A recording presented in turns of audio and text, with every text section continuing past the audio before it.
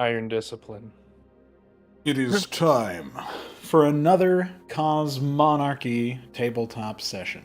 And I'm pretty excited for this one because it's been a little bit since the last time we all got together. I have to tell you guys that there were some downtime activities that you guys all went ahead and processed. I went through the chat log here since it has been a little bit. Let me just put a time to this. So it looks like it was the 28th of March when we had our last session, and it is now the 6th of June. So there's quite a bit of time, quite a bit of gap. In a couple of months. Yeah, we're back. We're ready to go, and we know that there were some equipment purchases. You guys had if you go back up to the reply that I posted, you guys can go see what you ended up buying up if you ended up buying anything. And also, you guys had to pick a name for your outfit so that there was an Imperial classification for you. And I believe everybody settled on Hellhounds. Is that right? Oh, yeah. I believe so. I did appreciate that my brother randomly pulled out Liam's liabilities. I didn't even see that in the chat, so I was really surprised to see that. That's a good one. And that is a good one. I like that. But then I think it was Three Crow gave us the "ah hell" pun, so whatever. Fuck this. But you guys managed to have a little bit of a layaway on Mondrel for the better part of the rest of an evening, essentially.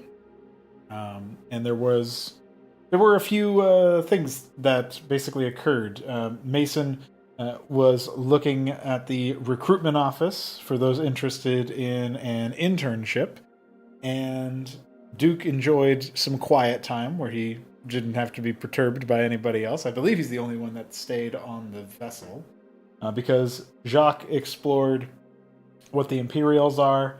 Liam went book hunting. He tried to basically go for some information. He said anything related to medicine or zombie stuff or, quote, warlocks, which is obviously related to what Jacques kept saying, and what you guys found in Station Roton, if you guys remember that one. Was that Carancy, I'm pretty sure. So that was a little bit further back. The first proper session of this after the one-shot. You guys wound up going through there. Then Ezekiel took Travis, and they went searching for information about Ahmed, and so those were the downtime activities. And there is an ant check. It's not 3, so I guess no Ahmed. No, I'm kidding. Let's go ahead and well. Oh shit! Ahmed info. I remember us deciding that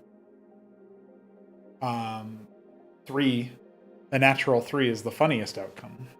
And so I'll have to consider whether or not that's actually legit.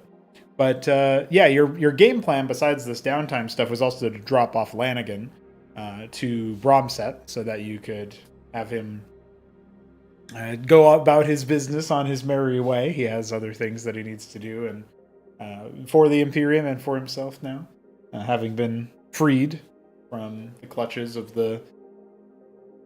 Well, you guys don't know the name of the faction yet. That's the weird part. I mean, as players you do. But, those weird pirates that were a little suspicious, a little abnormal. Evil? The worshippers of the Nibelungen. Yeah, what he said.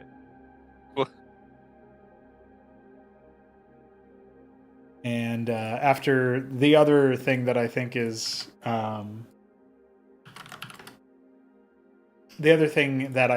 important to remember about the sort of downtime section here is that you guys had already selected another mission. That mission was, as Mason will likely remember in particular, since he's the one who selected it, to travel to Cheiros, the outer asteroids, and be within jump range of, for example, Telox or Forius, depending on where you get, if you guys have a pull to either one later. But your mission will take you to some asteroids in the outer rim of the system, and where apparently there's been an Iron Dogs pilot that's crashed and requested assistance from Imperial forces. So, with that being the context here, I guess I should probably just tell you guys what all happened with your downtime action. So I'll just go down the list.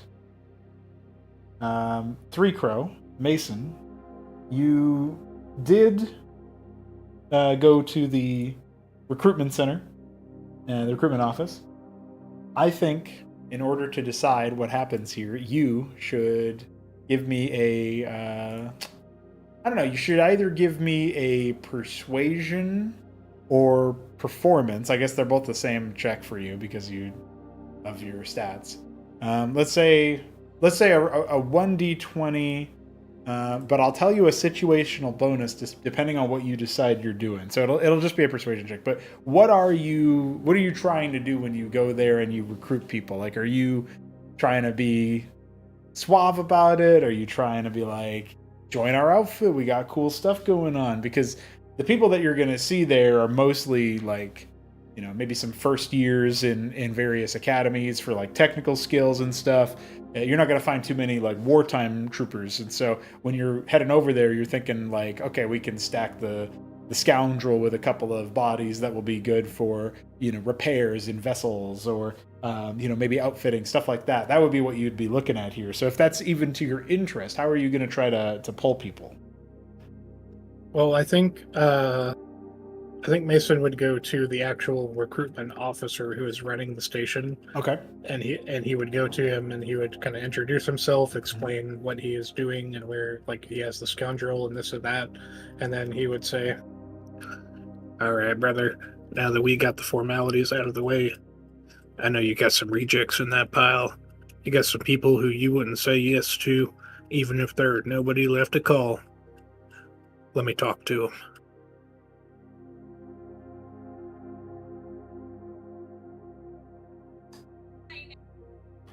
So you're basically requesting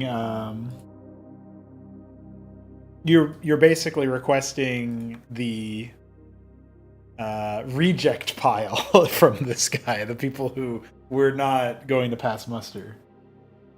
Yep, trying to go for the cheapest of the cheap, the lowest of the low, because we don't got any money to pay them. That is a pretty funny subtext here, is that like, hey, you want to do an internship? It's not paid yet. You pay based on performance and survival.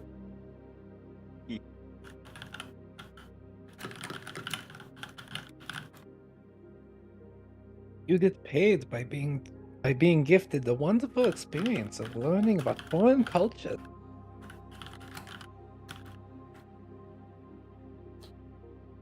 Well, basically, you're going to be seeing the conversation. You know, we'll turn from more, what would we say, functional, I guess you could say, where he's just giving you information that you might need, and he's like, yeah, well, I understand that you're the operator of this vessel, and you even have yourself a newly minted team name. I'm assuming you tell him about all that stuff when you're trying to give him background, and then as the formalities drop, he's going to be like, okay, well, if you're trying to tell me you'll take some of these more troublesome ones off my hands, the ones that the upper brass say I need to put through motions instead of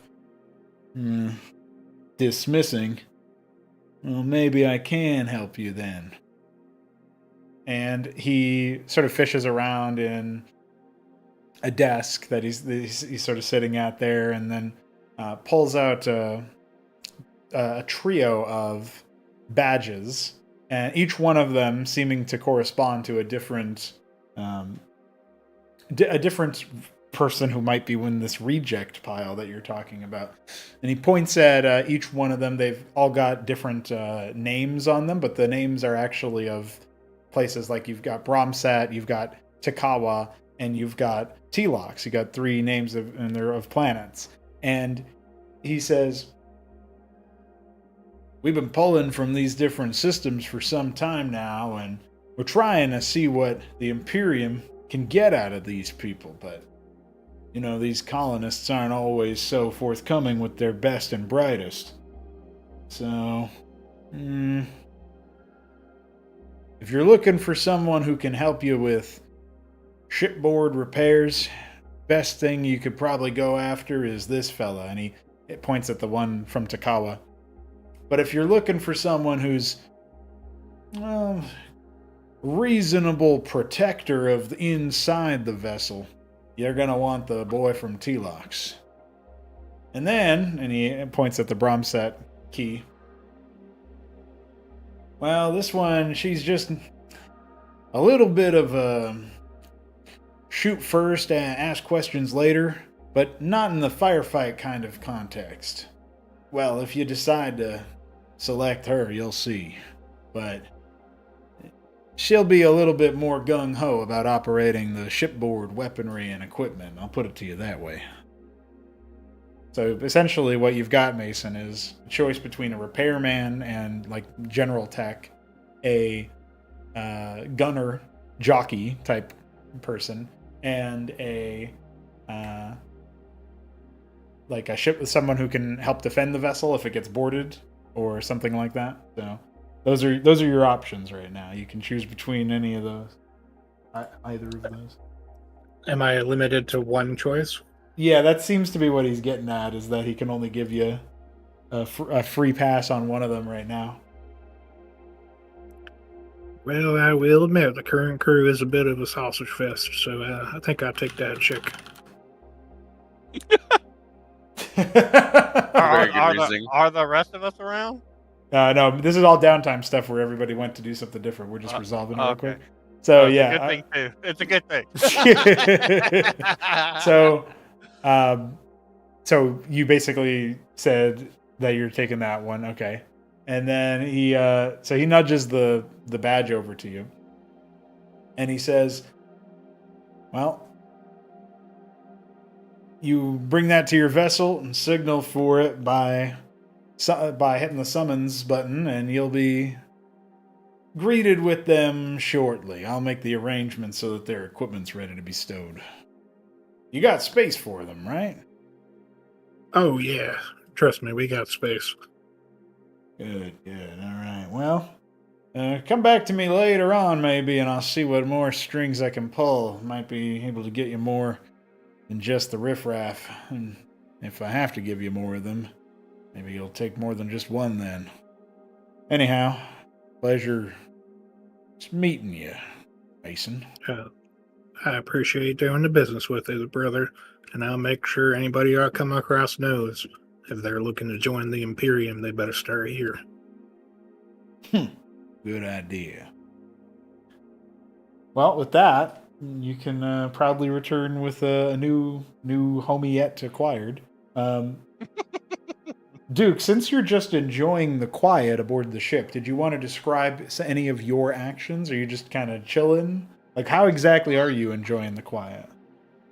I'm writing emails or whatever the equivalent is. Yeah, communiques, right? Yeah, communiques. I am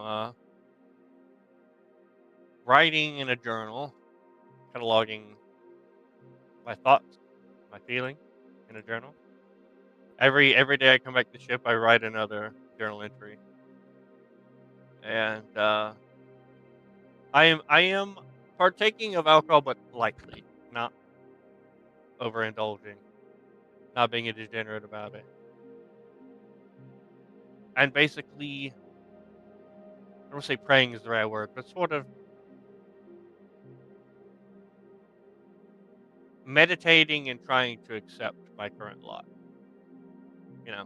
Yeah. And yeah, that's really it. Since nobody else is on the ship, it's not like I could spend time with anybody anyway. So. Right. But, you're tending to yourself in that way. That makes sense. Yep. Okay. Nothing fancy.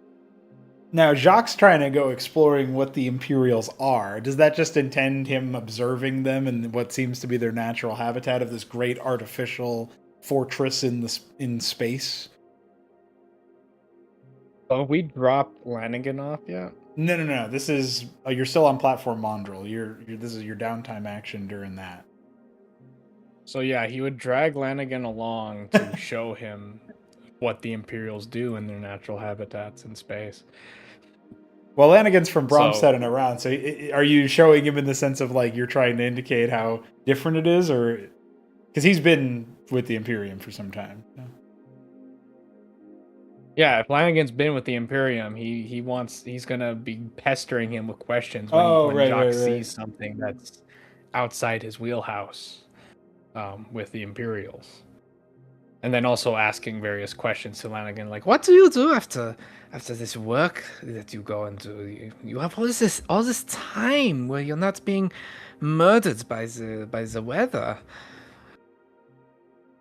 All these people, they're not going off to war. They go to their shift. They only work 8 hours 12 hours a day. What do they do? Lanigan's like a little stuffy at this point. He's like, well, you know, they work, they earn their credits, they return home to whatever family life they might have. Not all of them even have families. And when they're ready to sleep, they sleep, and when they wake up, they do it all over again. Oh, the familyless, they live a long time in these parts? Most of the people living here are not living here with family. Their family are back on a colony of some kind. Or they might not even be from this star system. They might be from one of the inner worlds if they're one of the original settlers from the Imperials. You're talking about some of the most fortified places in the cosmos. Also, they are on pilgrimage like me, yeah? Going off to win the riches and come back as heroes to their clans. Yes, but it takes quite a bit of time to earn their riches. They may not survive the necessary requirements of their, as you call it, a pilgrimage. I barely survived mine. And sort of adjusts some of his clothing as he says that. He's clearly still a little bit mishappy about those events. Oh yes, I remember very fondly Mr. Lanigan, and he'll very hard you tap him hard on the shoulder. Right. I forget, pat, there we go, with a hard pat on the shoulder. I'll say, oh yeah, I remember that very well, but do not worry, I think you will go home and you will have many wives, yes, for your heroics on that station, yeah? Most of them just want to find one. And when they do, they hope it lasts until they die. Doesn't always work that way. Also, you do not have, the big men, they do not have many, like, at home? Not quite. Very disciplined, very disciplined. He sort of has a far-off look, as if this is strange, but somewhat admirable. Right? Considering monogamy, Jacques is. Well, while you're still like sort of navigating through, we'll say that Lanigan finishes some of his own personal business, filing off a few communiques with the Imperial, forces that are looking for some information about what he's been doing, and he, things that he couldn't do from the shipboard computer. And he turns to you and says, well, my business here is done, and I would like to return to the vessel. I'll be dropped off at Bromstead shortly, according to what your team leader said. Is there anything else you need to know about Imperial society or anywhere that isn't where you're from? Oh, yes. Apparently, me being so happy with the nutrient paste was considered odd by the group. So, if you could explain what the other people eat other than nutrient paste and where I can find it.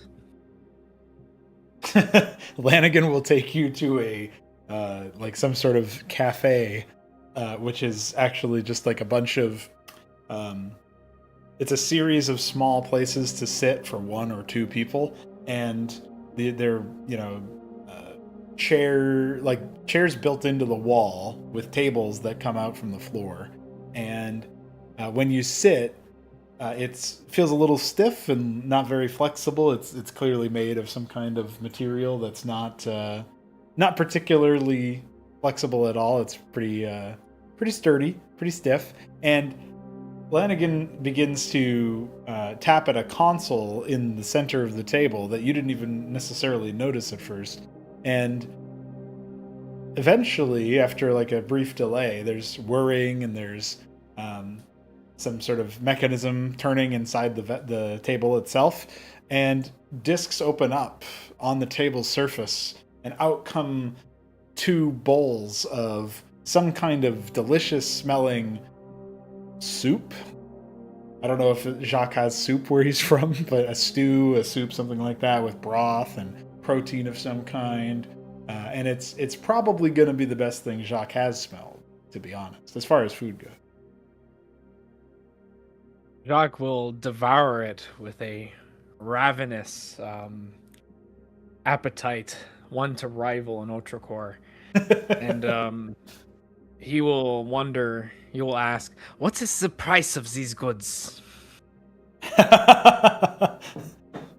Well, for this, you're talking 10 credits for the 2 of them. Shit, how many credits do I have again? You have remaining credits, 575.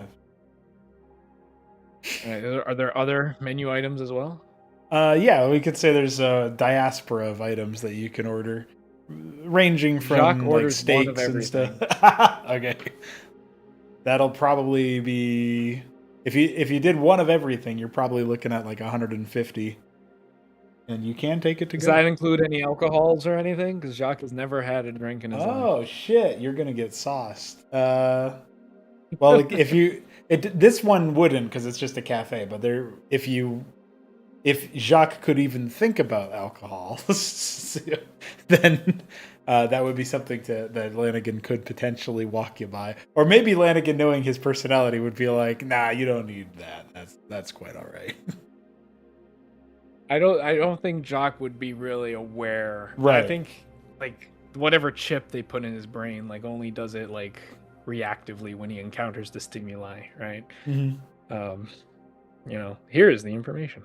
But yeah, no, he wouldn't think to proactively do it. If Lanigan wanted to fuck with him though. Yeah, that would be. I think we'll save that moment for the future when you can be drunken Jacques with everybody around you instead of just an NPC. That'll be good. Yeah, I got it. I can only imagine. Jacques will order one of everything and do his best to finish that one of everything. Although even his mighty hunger may not be enough, and so he will return to the ship with many to-go boxes. Yeah, I was gonna say you'll probably be coming back with a lot of like 7 meals still unconsumed, but good. Lanigan will help carry them back. I was thinking that Lanigan would probably look at you and be like, "Yeah, you can have my portion too. It seems like you need it," but instead you ordered one of everything on the menu, so he did eat his portion. All right. With that, we can navigate towards Ezekiel and Travis going Ahmed hunting. Ezekiel, are you ready for Ahmed? Am I ever? Well, Travis, I believe, remind me what you remember from this, because I regrettably did not note this down, but I'm pretty sure Travis didn't know what Ahmed was. Apparently he did not. And he was like, yeah, I guess I'll follow you around and look for it. I just said that it was weird that I mentioned the name and then the guy on like our manager, I guess. Yeah, hung up on the phone. Yeah. As soon as I said the name. Right. And he was like, it could be a coincidence. And then I was like, well, let's go around and ask people. So I guess we're more so Harakan hunting for Ahmed info, but Yeah. And are you two still in your Harakan gear, or are you in like civilian clothes? I think he would stay in his Harakan gear. It's whatever Travis wants. Yeah. Well, the two of you make cut an imposing figure walking down the, hallways and the open sort of floor plan areas of platform Mondrel. And as you crawl through the throng, essentially, at slow paces every now and then, you do get a little bit of extra space given your gear. Of course, your weapons are, your systems are deactivated for being in a non-combat zone, but that's to be expected. And as you're walking through, you do end up spotting another, duo of Harakans. One of them is like turning off to sort of shift change, it looks like, at some place, and the other one is taking up the spot. And so as one sort of starts to walk away from you guys, the other one comes into view and relieving him of his guard duties in front of what appears to be a fairly large entertainment venue. So you are looking at what could very well be a Harakan rent-a-cop. Harakan rent-a-cop. So the other one that is being replaced is like off shift, basically? Yeah, he's starting to walk away in another direction.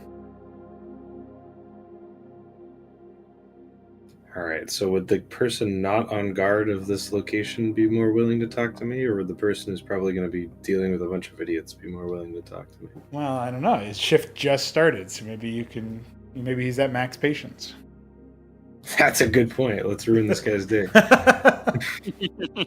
Ezekiel and Travis are going to roll up, and he's just going to nod at the Harakan rent-a-cop, the Rent-a-Harakan. Rent-a-Rockin'. Well, Rent-a-Rockin' looks at you and then looks at Travis and then looks back to you. And Travis is giving him like a funny smile, trying to be, charming. It's probably like Rose smile, if you guys remember that one, where it's like he's trying to not be imposing or anything, but he doesn't know what he's doing. And the Rent-a-Rockin' says, "Well, what are you two boys doing out here?" We're just seeing the sights and hoping to learn a thing or two. Learn a thing or two?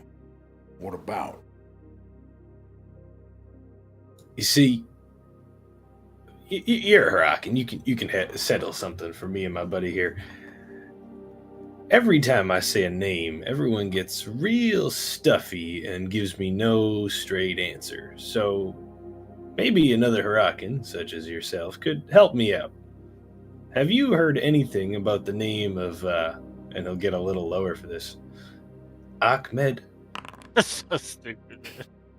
The man in his power armor sort of leans back a little bit and then looks around and watches the other Harakan sort of disappear out, turn a corner. Then he leans back in and he says, "I don't know who told you that name. You best be careful where you say it." Oh, man. And why would that be, sir? and he looks back in the direction after giving that little grunt and, just of disgruntlement. He looks back in the direction of the other one. Like, "Because you never know which one of us is him. I know he ain't me, but..." And the man's starting to have It like could a little be bit of a you. crazy look in his eye. And he looks at you It could and be he says, You could be him, but you don't look like him. You don't sound like him. And your buddy over there with the smile, hey, you say a word or two. and he's starting to get a little belligerent. And Travis is just looking around between the both of you, and he's like, what am I supposed to say?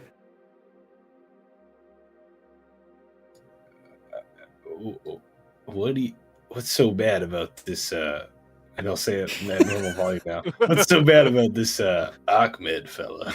Don't invoke him without knowledge. Damn it. Don't you know what you could be doing? And now he looks No, up towards the that's sky. why I'm here asking you.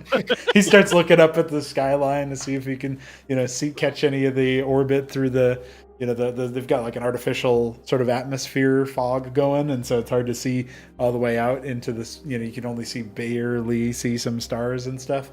And he's like, well, well, okay, I'm gonna give you the lowdown since you don't seem to be very knowledgeable about Ahmed.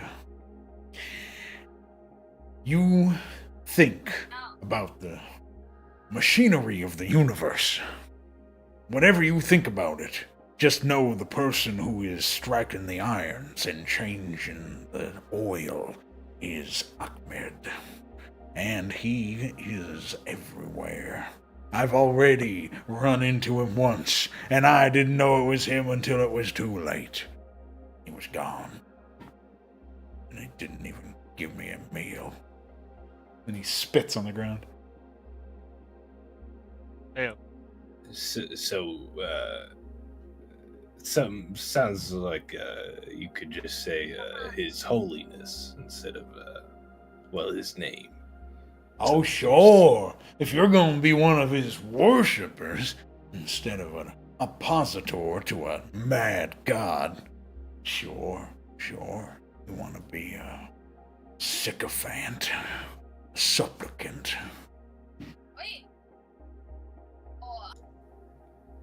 Man, he'll like kind of like shake his head and he'll just look around and go, "Are you all right?" This is the most well-spoken Huracan. He's extremely. His vocabulary is quite impressive. Yeah, it's almost suspicious. Yeah, almost like he's on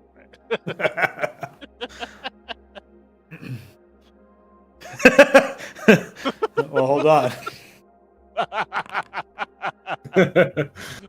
He's gonna roll. Is he Ahmed? I can't believe Nice. Ahmed. I like the idea that Ahmed could be any one of us, and he's not. He doesn't mean literally, or like he doesn't mean figuratively. Of like any Huracan you see could possibly be Ahmed until proven otherwise. It's at any point in time a Huracan could become Ahmed. The He just possesses Rent-A-Rocket, you. yeah, the Rent-A-Rocket kind of leans back a little bit in his power armor again instead of being so intense.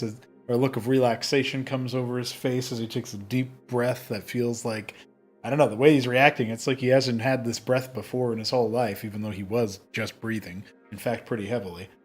And then, without even opening his eyes, because they're now closed, and a sort of a line starts to form behind you for entry into the building, he says in a distinctly different voice, "Yeah, I'm fine." Oh Well, I'm glad you're fine, and all of that. I don't know why you're so mad at this Ahmed fella. He'll say a little quieter. But if he's the reason I'm breathing, he'll look at his Huracan armor. He seems like he's pretty cool. Somebody taps Travis on the shoulder. Hey, are you here to see the band too? Then Travis says, No. I think we're just leaving. Hey, this guy gives me the creeps. He whispers that last part to you. In case it wasn't clear. When does the Travis is Ahmed roll happen? I already rolled that. You got a 3. No. Somebody did. I'm not telling you who. He really wanted to be Still observing the Rent-A-Rocket, the Rent-A-Ahmed. Ezekiel will say, "All right, one last question." He'll say aloud so everyone around him could hear. What's going on in here anyway? His eyes snap open and for a moment you feel like something wrong happened, and then he just takes another deep breath and he goes, Are you trying to get into the venue? I'm curious about the venue. Brahmi and the Set Boys are playing. They're some kind of... I don't know, I don't listen to that junk. But I hear they're good. Eh? And he like gestures behind him. How much to get in, sir? 50 credits apiece. All right, he's got 150 credits left. So what he's gonna do is he's gonna hand him, he's gonna pull out his or whatever transaction thing you use to make transactions. He's gonna say, "Here, have 110, 10 for whatever the hell just happened where you weren't quite yourself." And he'll tap him on the shoulder and say, "Come on, Travis, let's go inside." All right. So you and Travis are going to be band watching as you walk past this band listening. band listening. As we tell this guy that he probably just got possessed. Yeah, it's all right. He'll be okay. He's shaking it off. He's sweating it out. He'll be Ahmed. He'll be Ahmed. Well, I'm that went better than I would have expected. Liam, I think it's your turn. Oh, shit. Dumb posting. He's Ahmed. Liam, you were looking for information about medical things, warlocks, that sort of stuff. Right. I think there was also zombies and dead people. And so, with your higher Yeah. access level and stuff, what were you thinking of searching first? I probably would have started with the warlock. So that's probably like the thing that stood out the most to Liam when we were talking about all the guys being reanimated or whatever, to see if there's any actual related information to that phenomenon. So you're like looking at reanimation. Yeah. People capable of doing that. Hmm. Warlock returns pretty spotty results, like a keyword search, if you will. It does reference Forius because of the connection in terms of culturally, like what people in Screwpoint actually say about it. But nothing, like really only like vague terms that aren't super related to raising the dead. It's more like a superstitious term to seemingly depict any person with latent psionics. It could even technically apply to those capable of interfacing with technology more smoothly because of their genetic makeup. Right. You know, people like what Lanigan seemed to be capable of, for example, with the defense systems of the station that you were at, the Restore Point Carancy. Even that kind of thing could be construed as wizardry or warlock nature stuff. So difficult to pinpoint that. But if you extend the search out to reanimation and things, from say you found yourself a quiet spot in one of the research terminals that are available for public use, the reanimation that could be something that is a little bit different. And as it, you're talking about raising the dead, you're talking about undoing death. These are some of the things that, like, there's imperial papers. There's a lot of stuff that's popping up as like, it's one of those cases where you're keen enough to use these kinds of searches. You see that you're returning multiple results, like say 127 results, but you're only seeing 10 or so actual entries. And that's telling you that, okay, there's a lot of here that's like restricted access or whatever. Right. And They're filtering the results. Yeah, so that it's not quite as transparent as maybe what you were looking for.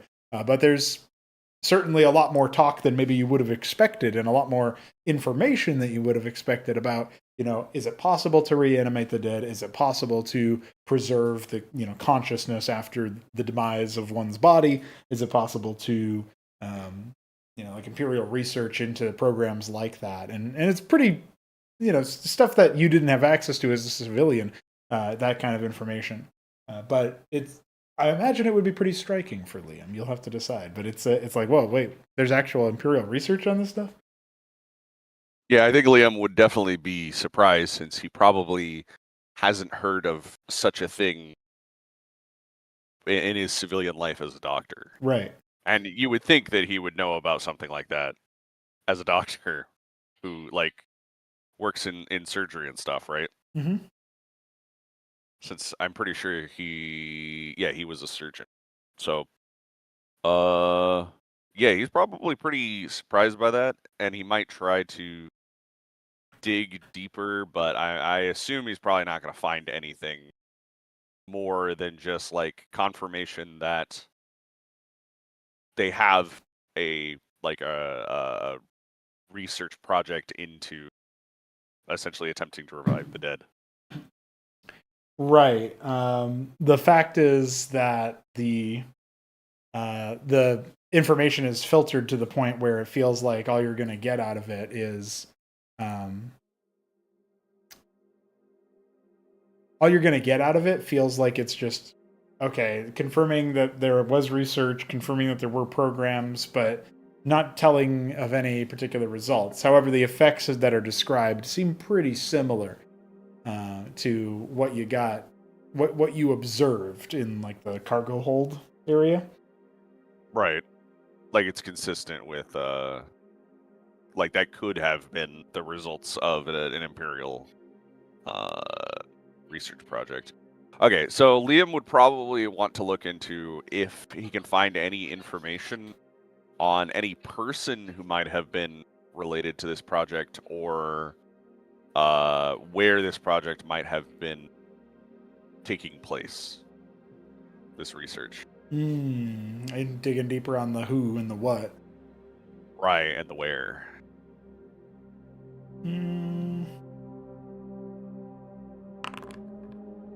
As you're starting to do the like that kind of digging, you will see or be sort of passively aware of slightly increased, activity of movement in the area, and that's when somebody sort of pops back out of their own little section in the terminal next to yours, where there's like kind of a dividing wall that you weren't able to see much about them.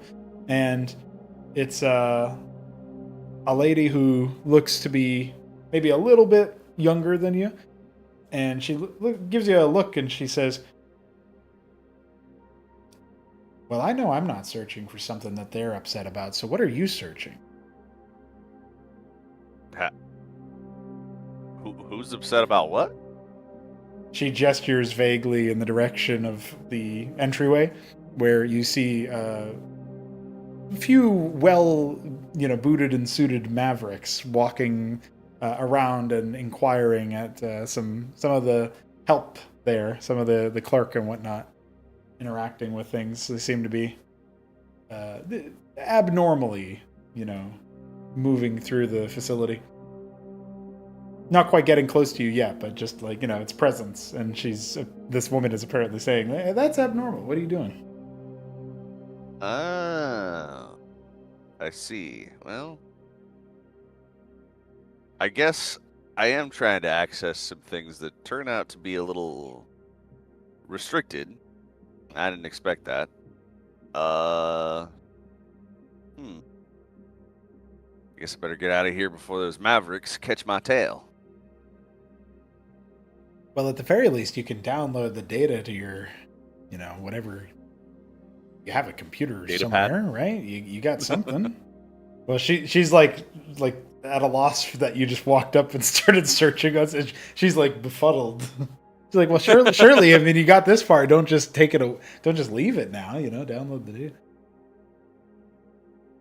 And yeah, Liam's just gonna say, you're right.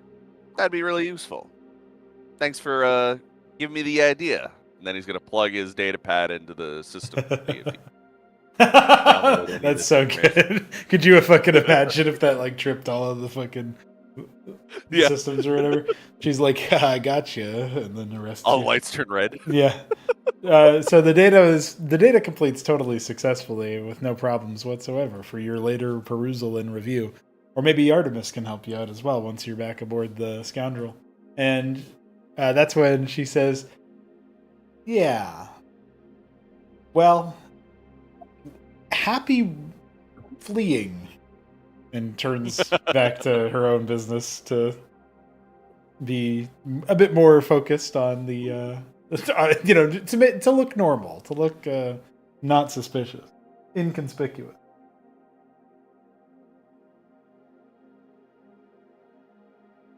Well, thanks for the help, and I hope those Mavericks don't shake you down too hard. And I'll see you later.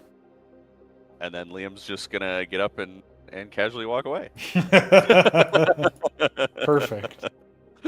Exactly what we need. You Well, never. with that, I think that means that I'm pretty sure that means that you guys have taken care of all of our downtime. If you're just going right back, Liam, it doesn't look like you're being tailed at the very least. So there is that. Yeah, Liam's probably gonna try not to stick around, since he's realized that they are trying to investigate into him, and he doesn't want to give them any more opportunity to potentially detain him. Yeah.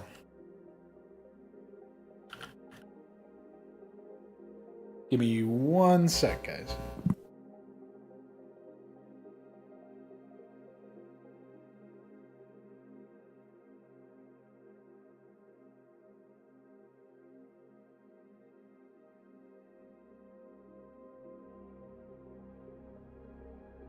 You do not go into the problems of warlocks, Liam. This is basic information on my world.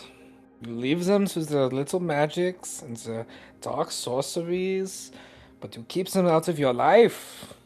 But no. You're Mr. Liam. You're Mr. Big Science Man from Big University. And you're like, yes, I can take on the evil warlock gods. Very silly, Liam. Very silly. You invite ruin on your tribe and your family. It's okay, Liam doesn't have a tribe or a family. There you go. Liam would not survive long on Forster. Liam wouldn't want to survive on Forrester. None of us. None Victory of us can cost you your survive. strength. Peace has defeated you.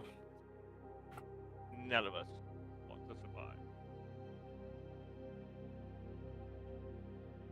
Well, you know what that means, boys. The downtime actions are completed. Downtime complete. And you guys all end up returning back to the scoundrel.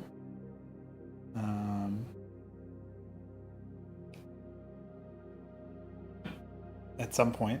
I guess we'll probably say in the upstairs area, thinking about it. What was the music like?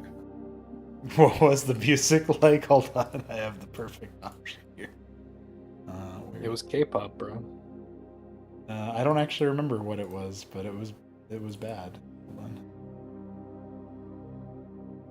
Do I still have it? Yeah. StarCraft is, the national sport of Korea. It has to be K-pop, bro. Yeah, but this isn't StarCraft. It's much more sophisticated. What if people still listen to K-pop but no one speaks Korean? So they have no idea what the singers are saying. They just like the sound of the Korean language. Yeah, they just think it's an alien language. Yeah. That's actually a really interesting world-building concept. Like the forgotten language of the past civilization just being used for its aesthetic purposes. Even the people performing it don't know what they're saying. Or You're just describing Latin. Yeah. Or misconstrued as an alien language. Like, oh, this is some alien race that's been lost to time. It's like, nah, No, this is spoken on Earth. This is just Spanish. It's just- it's just Spanish. Hola, señor. Exactly. Speaking the language of the gods. Yes, right. Oh shit, we're getting K-pop, bro. What is this, like weird jazz elevator music? Krabby and the Set Boys, no. Unlike Ezekiel, I have a mute button. Hey, it hasn't even gotten to the best part yet. Wait, Yeah, that's that's thinking? Is it Suffering thinking? builds character, bro. It's still on for me. I So didn't far, mute it's it. just like kind of safe and boring. It's not like Is this the part where we get Uh, copyright hold- striked? Hold on. It's 10 o'clock and my boss is calling me. I'll be right back. what? Uh-oh. That's not good. Perfect timing. That means he can't take the music away. Well, so far, it's not like. Oh, there we go. Okay, never mind. Where did he find this? This is the part where he comes I mean, the back. set boys. What do you mean? He That, comes you back and say that tells like us, that's supposed to mean something to me, Shimler. You haven't heard of Brahmi and the Set Boys? I've Shut never up. heard of this. What is this? They were really big in my day. Aren't you like like? I like the instrumental. They fucking like, sold out in soothing- Texas like 3 times. Shimler, how old are you? It's like soothing background 50, bro. music, but it's not the singing. What did you told you I was just a my boomer. thing. You said you were. Thinking is What did you say? I told you I was a boomer, bro. No, what did you say? I couldn't hear you over the music. 50. This guy's Yeah. bad, Yeah, he's beeping. obviously. No 50-year-old willingly uses speakers or plays D&D. That's not true. There's a lot of old people that do. D&D's Yeah, been around D&D. long My- ass He's time. been around since the 60s. My Yeah. boomer is responsible for getting me into fucking StarCraft and Warcraft, which is why I'm here right now. Right, but you're too cognizant of how to use the computer to play D&D to be 50. Sure, we can go with that. I really hope this is the part where his boss was watching the stream and he calls him up and he's like, I need to play in this D&D game right now or you're fucking fired. I hope his boss called. I hope his boss called him and was like, "Holy shit, is that Brahmi and the Set Boys?"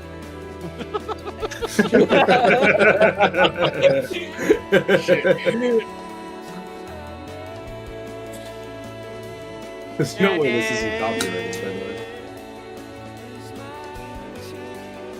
I have to look it up.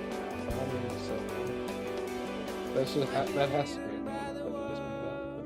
I just find it funny that Shambler thinks that 50-year-olds are, or not Shambler, that Shoulder thinks 50-year-olds are boomers who can't do anything. I know it is. I didn't say they're boomers who can't do anything. I just said that, like, 50-year-olds he- are fucking. They can't. They don't know how to use computers. I'm just saying that he would be. It's not even that he would be unplayable. I'm just saying that he would be far slower than what he does if he was 50. It's not that all 50-year-olds are technologically illiterate. I'm I just hearing think a lot of he is hate. far more literate with A lot of technology hate. than a 50-year-old. We're on stream. The thing is, the boomers are the ones running the country. They're fucking like in their 90s. We're on stream, boys. We're on stream. That's all right. We're not saying anything that hasn't been said in like Oh, most normie Facebook chat. Yeah. And those are the people who don't know how computers work. I'm and sure they're also the I'm ones sure that the say, one yeah I'm "Boss." sure the 55-year-old viewer listening to me say this is really mad at me right now. He's gonna decline my next credit He's card gonna go application. post on Facebook about But it. yeah, these stupid whippersnappers, kids these days, they don't know how to use. I've been emailing since they were twinkle in daddy's eye. Back in my day, we beat the crap out of anyone who thought us. That's sort of malarkey. Malarkey. Yeah, like the oldest millennials are almost. Hey, I 50 came now. back just in time to hear that this is still going. That was really funny timing that the music from Brammy and the Set Boys was playing this whole time while I was.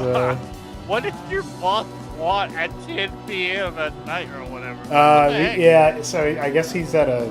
I don't even know what the Speedway is in this context, but he's at the Speedway. He got Yeah. rained out. He paid his money for the Speedway with a camper, and he needs to like clean. He wanted me to go into work earlier tomorrow, and I might be able to do it, but I don't know yet. So that was the whole thing. But he's like, I'd really appreciate it, and then So Not Did me. you did you tell him you would do it if you could get paid earlier tomorrow? Yeah. that would be a Are really you- good bit. Are you gonna pay me more for coming in on my, my day off? No? The speedway is usually a racetrack. Yeah. It's also a gas station. Yeah, Oh, that's is what it? I thought of it as too, and I was like, "What the fuck? Why? Yeah, wait, why wait, is it I a live problem that you're at the gas station, dude?" Yeah, I have a gas station. I have a speedway right across from a QT, not I like did not know 2 that minutes away. the speedway is a gas station. I've never Speedway heard is of a that. gas station. Yep. It must be an East Thank Coast thing, God huh? they got rid of Brownie. Finally unmuted.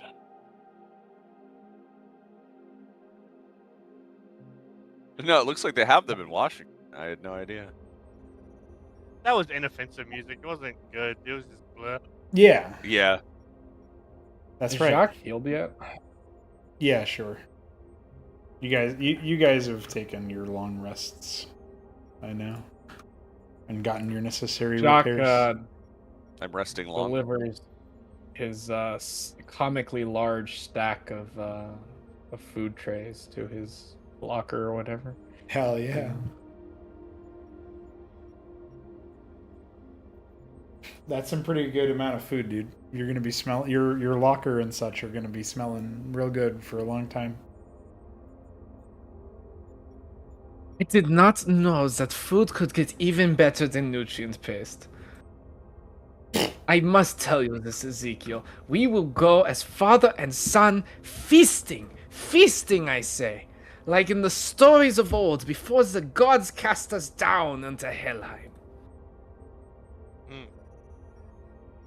Ezekiel will look around and just say, "Yeah, that sounds good and all, as long as there's no Rami in the set, boys." Jacques looks confused, but follows.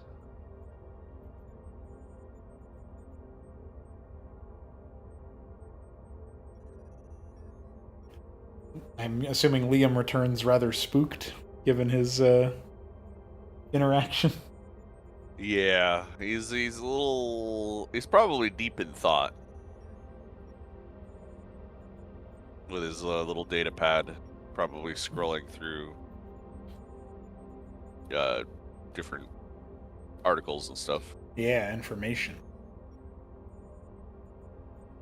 Liam lagging behind Jacques will call over. Come on, data boy, we need to get moving. The big man is waiting for us, yeah? Next mission?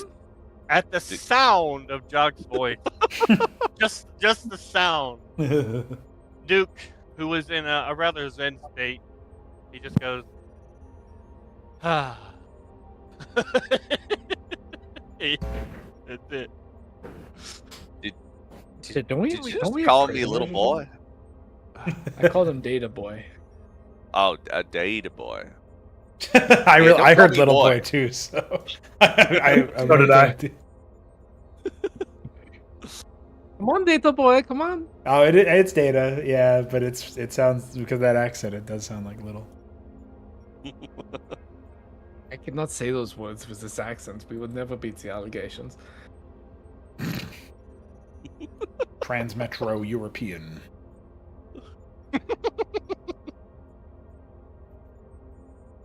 Liam remains stoic, his token unmoving. He will not be called by such titles. Yeah, he said, "Don't call me boy." You didn't say anything. back. He did. Standing his ground. Okay, data man, come on. There you go. Oh, the gang's Besides, up what there. you looking at in your little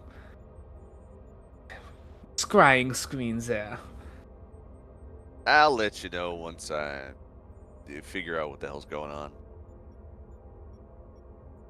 Oh, so mysterious. Jacques takes a step. Pardon?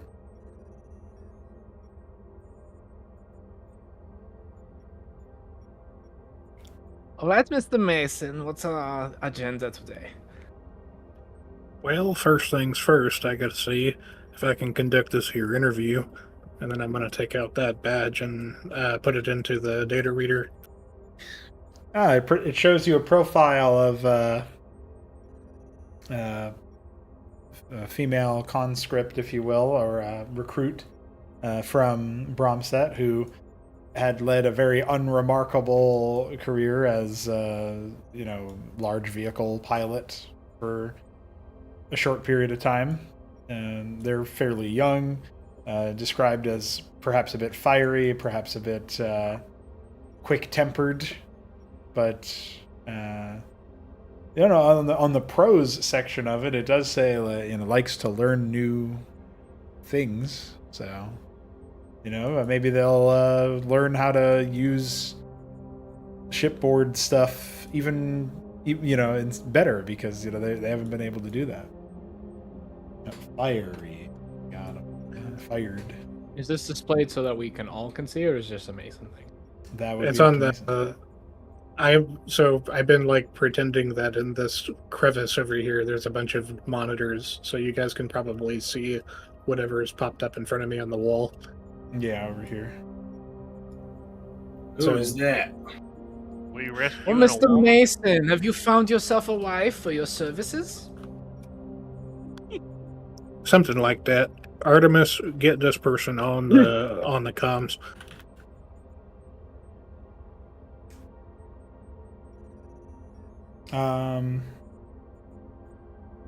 I didn't know you could pay for a wife. You can't. That's not called a wife. Mason will Oh. smirk, and over his What do you shoulder, mean? That's called a whore.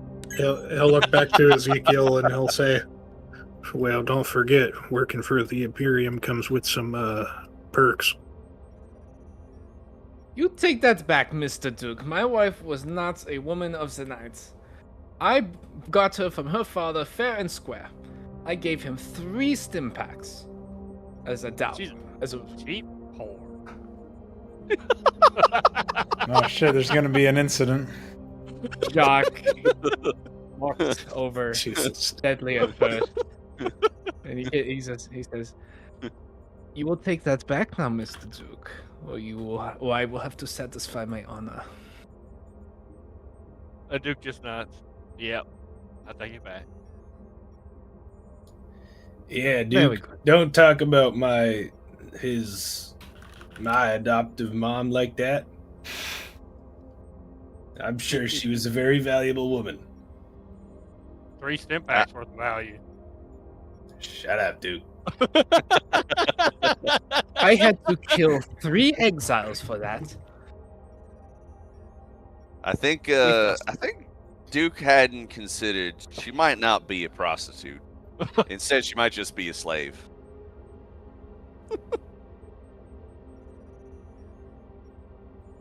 What a lovely What is a culture. slave? Oh my god! Let's not get into it. Mason, what's this woman about? Artemis is attempting to scramble the comms as fast as they can, as fast as is possible. Artemis, I need you to turn on crisp and get rid of this background noise. Oh, Yeah. Oh,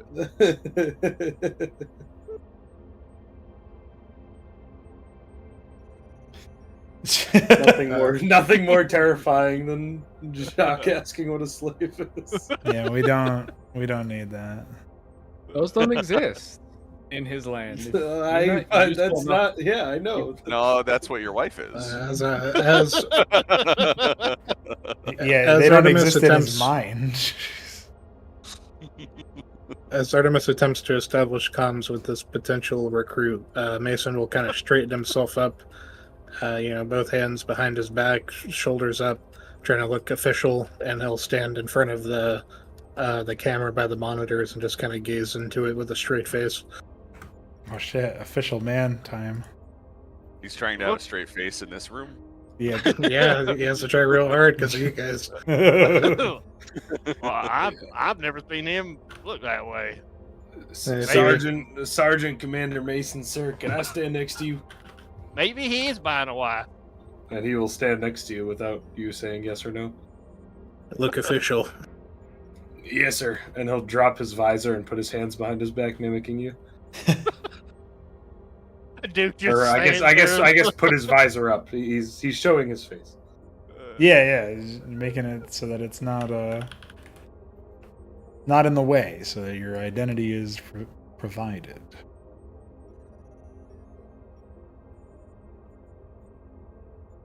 Okay. There's a flicker on the screen, and then a portrait of an individual does indeed manifest. It seems to be, someone on the move. They're already kitted out with some kind of pilot's visor and at least a functional exosuit that will work for anti-gravity measures, although it doesn't look like it would provide much in terms of armor in a firefight. Definitely kitted out as a pilot would be. The identity says first name Rens, R-E-N-S, second name Simas, S-I-M-A-S, and so it'll say Simas, Rens. And she'll say, "This is Simas. I'm on my way. I haven't quite reached your ship yet." And there's a little bit of strain in her breath as she tries to communicate briskly. Well, that is excellent news, Seamus. This is Captain Mason of the Hellhounds aboard the Scoundrel. Do you have time for a brief pre-employment screening? Dude thinks to himself, she's clearly fucking busy. I mean, yeah, I was under the impression that this was already taken care of, but what do you want to know? Well, in the effort of making sure neither of us waste our time in this endeavor, I just want to clear a few things with you before you arrive. First, let it be very clear that, as you may already be familiar, you will be required to work in biospheres that have extreme heat, extreme cold, and/or in the vacuum of space. There will be a 900-day probationary period in which you will not accrue PTO. And lastly, you may or may not be emotionally or psychologically harassed by a Frenchman of questionable ancestry. Also, we fight demons and people from the dead. Is he saying that out loud? Tell her about the warlocks. Yeah, he says that out loud, like the most straight-faced, like, yep. Well, you're in the back of the room, so you get crisped. Yeah, he doesn't know that, though. That's perfect. Yeah, he doesn't know that. Yeah, There's wouldn't know. it just reads as like interference or whatever, and so Rens is a bit confused by all of this information. She's got like a bit of a, as she's moving around, it's a bit of a frown, if you will, and she says, "Right, yes, extreme temperatures and pressures and unsafe conditions. Yeah, that sounds very similar to what I was already training for, sir. And psychological harassment, is that some sort of morale tester?" It No, certainly he's just, can be at times. No, he's just an asshole. Ezekiel, speaking up for the first time, will say, "It's nothing personal or professional. We just have some interesting characters aboard." It's called cultural difference. You still haven't told her about the warlocks, Mr. Mason.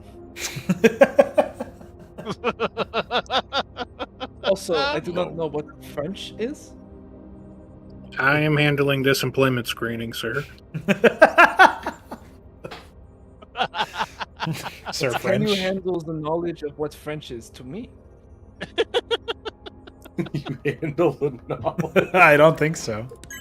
Artemis, download the history of that term to his databanks. Confirmed. Downloading history of French. And for some reason, Reapers and Bunkers appear inside your inventory. your data inventory. As well as workers for sale.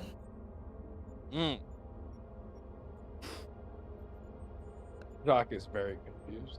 That's good. I don't even think Shambler knows about that joke, so that was really only for like 2 people. But it's really good. I wasn't one of them. Yeah, I was. Now- I was one of them. If you'll excuse me, if you find these terms acceptable, then you will receive a warm welcome here on the Scoundrel. I was told that my pay won't be transferred over until the completion of the first mission with your unit, the Hellhounds. Is that correct? If that is the information you received from the recruitment office, then that is indeed correct. Yeah, that guy, sir. That sir was happy to present me with this opportunity.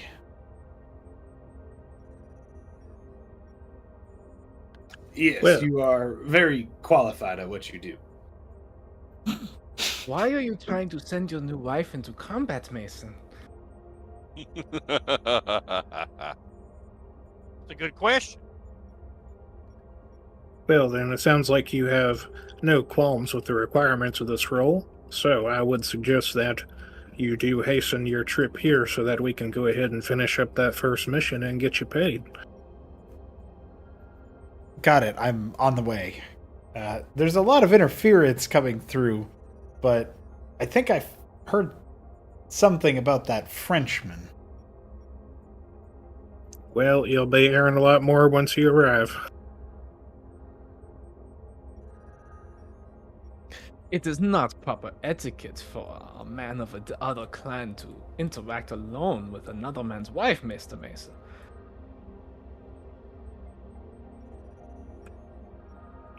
Alright, Seamus.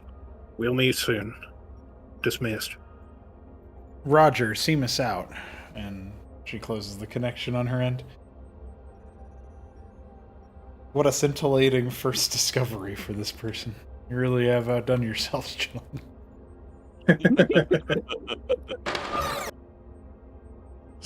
Psychological harassment by French. That goes for you as well, Mr. Ezekiel. I won't have you causing interclan strife. Ezekiel's too busy thinking about Ahmed. Sorry, my Discord's acting up. What happened? I was just joking that your Ezekiel wouldn't have been paying attention to what Jacques said, because that does happen sometimes in character. And then it actually happened for real. And that was pretty What funny. did Jack say? Jock. He said it's not appropriate for Jock to interact with Mason's not wife without Mason present. And then he said, I expect the same from you, Mr. Ezekiel. I won't have you causing clan strife. Oh no, I did hear that part. Never mind. fired. Suspended without PTO. Mason,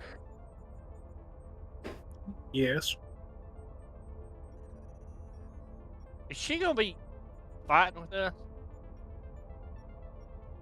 She will be a valuable member of our crew, whether she is deployed or part of the ship personnel. That's not what I asked, dumbass.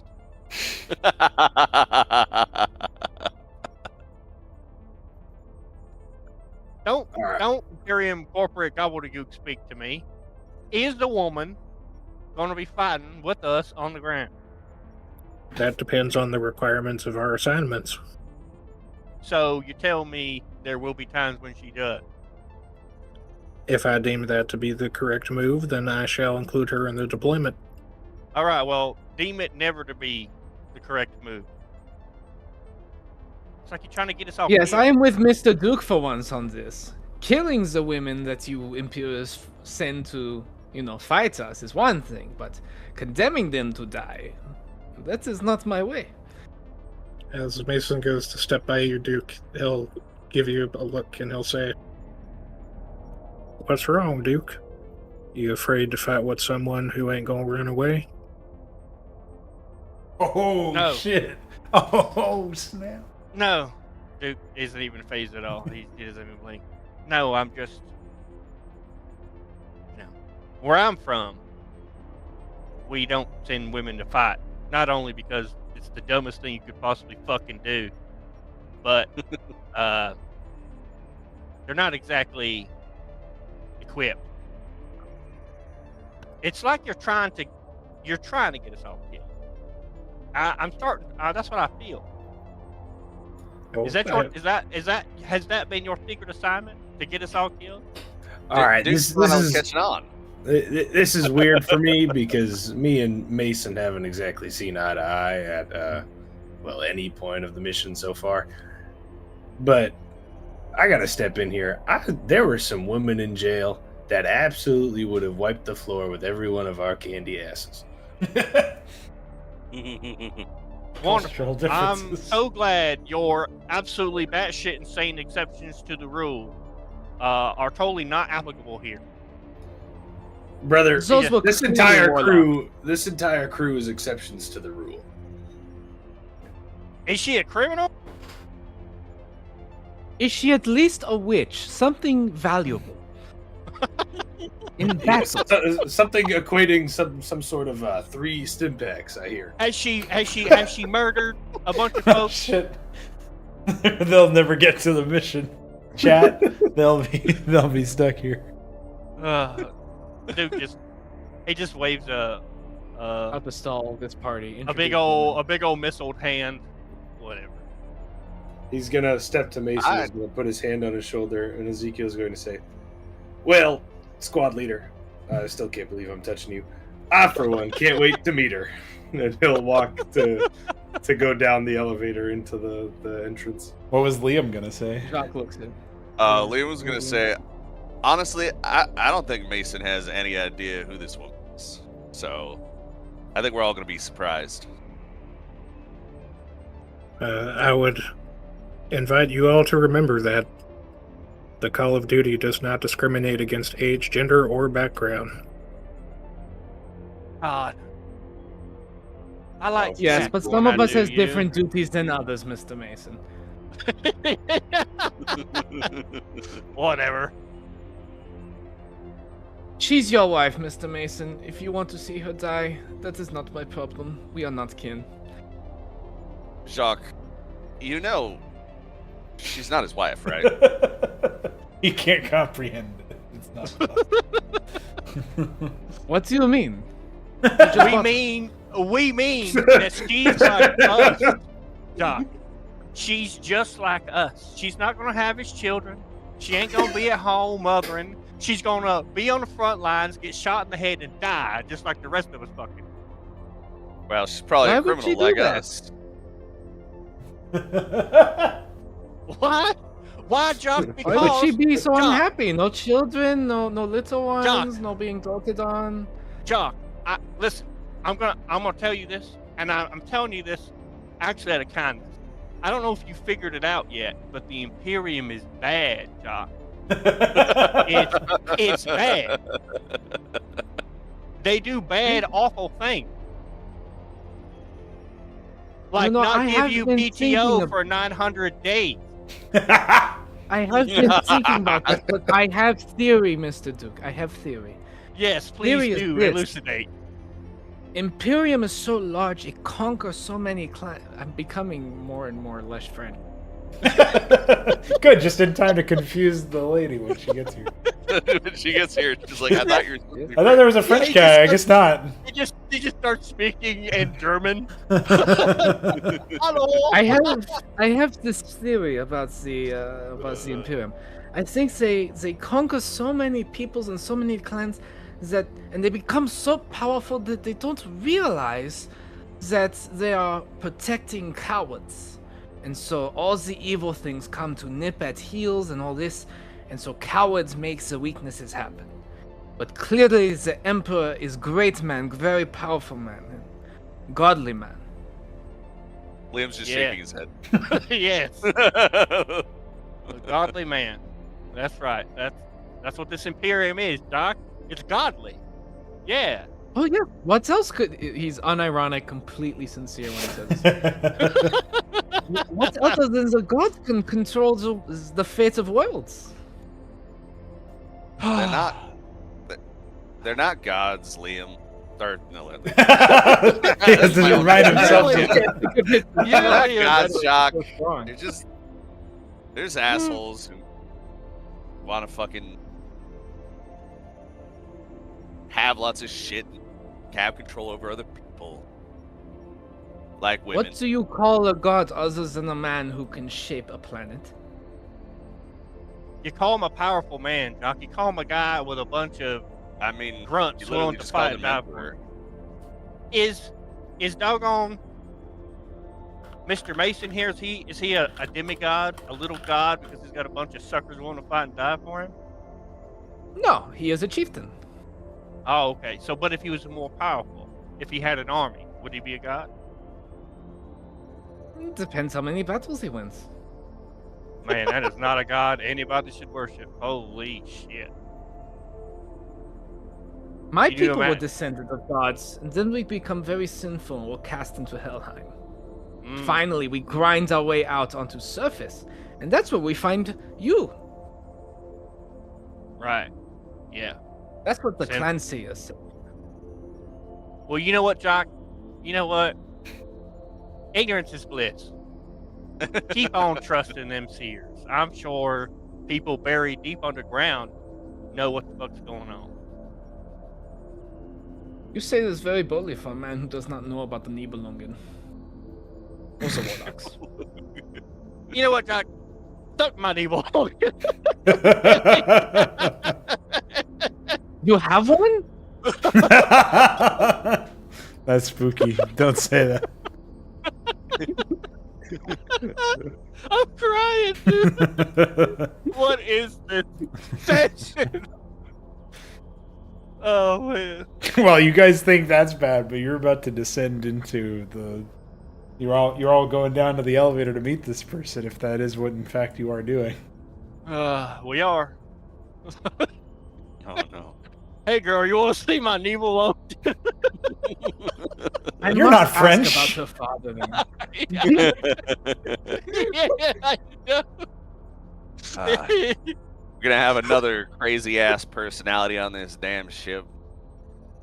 Oh, I guarantee you, if she wants to work with us, probably fucking crazy. I don't think "want" is the correct word that I would use. But Okay, but is Mr. Mason, if he is not husband, then Oh, is he at least responsible for her? well, yes, in the same way he's responsible for the rest of the job. Yeah, are you his husband, Jock?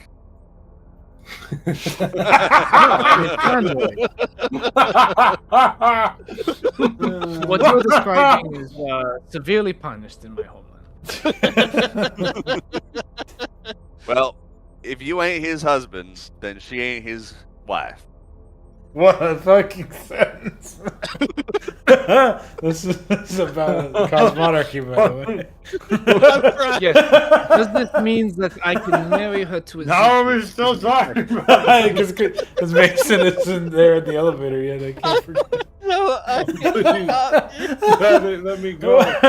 I'm not even here anymore. I shouldn't be hearing this.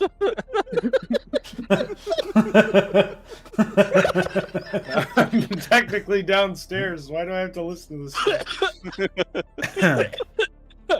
the God first almighty. words you hear is, "Can I marry her to Ezekiel?" as we step out of the elevator. Perfect. No, that's up to her. Lanigan. Oh yeah, we haven't dropped him off yet. You're a loser.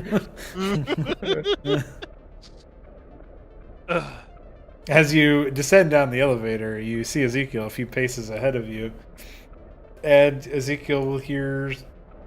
He might hear some chatter in the background, but really, actually, I can't do it yet. You guys have to walk around the What corner do I first. hear? What do I hear? You hear coming some out of the you elevator. hear some general, computer sounds from Lanigan's interface with the uplink as he's continuing to do whatever it is he's actually been doing since he's returned to the vessel. You hear the general clank and gears turning of the scoundrel as it sort of all of the machinery echoes throughout the open rooms, and you hear faint talking coming from inside the cargo hold as the doors of the cargo bay close. All right. As I walk towards the cargo hold, do the others come out behind me? Yeah. I would like one of the others to tell me what I hear as they leave the elevator. Yeah, You hear where's Jock your loudly conversation? say, you hear Jock loudly say, So does that mean I can marry her to Mr. Ezekiel? You're gonna have to Ezekiel is talk to going her about to that. walk wordlessly into the cargo bay. I must As talk you to her do, father. you hear. You hear that, Jim? There's a new person, and they're getting married. you heard that through the wall. They listen, dude. Greg's whole fucking job is to say, "You hear that, Jim?" I think he can hear some things. I think he's able to hear things. I think he heard your whole ass conversation through the floor. Oh man. Oh yeah, we still have that woman in fucking solitary confinement. Yeah, locked into the suit. Yeah. That's not traumatizing. at As the all. first person to see Renz, Ezekiel will say, "Welcome. Mason will be with you shortly. How did you make it here? Was everything all right?" Well, yeah, I would say everything was a lot swifter and easier to handle than, where I was previously training. It seems like you guys have, and she gestures towards Travis, helpful shipmates. Travis gives you a nod as she invokes him, and the rest of them are starting to fill out behind you, the rest of your party. Yeah, Travis and probably Liam are perhaps the more helpful ones. Me help? Mason's all right. The other two are kind of kooky. Oops, I sent that as Ren's, but that's not what I meant. Duke raises an eyebrow at Ezekiel.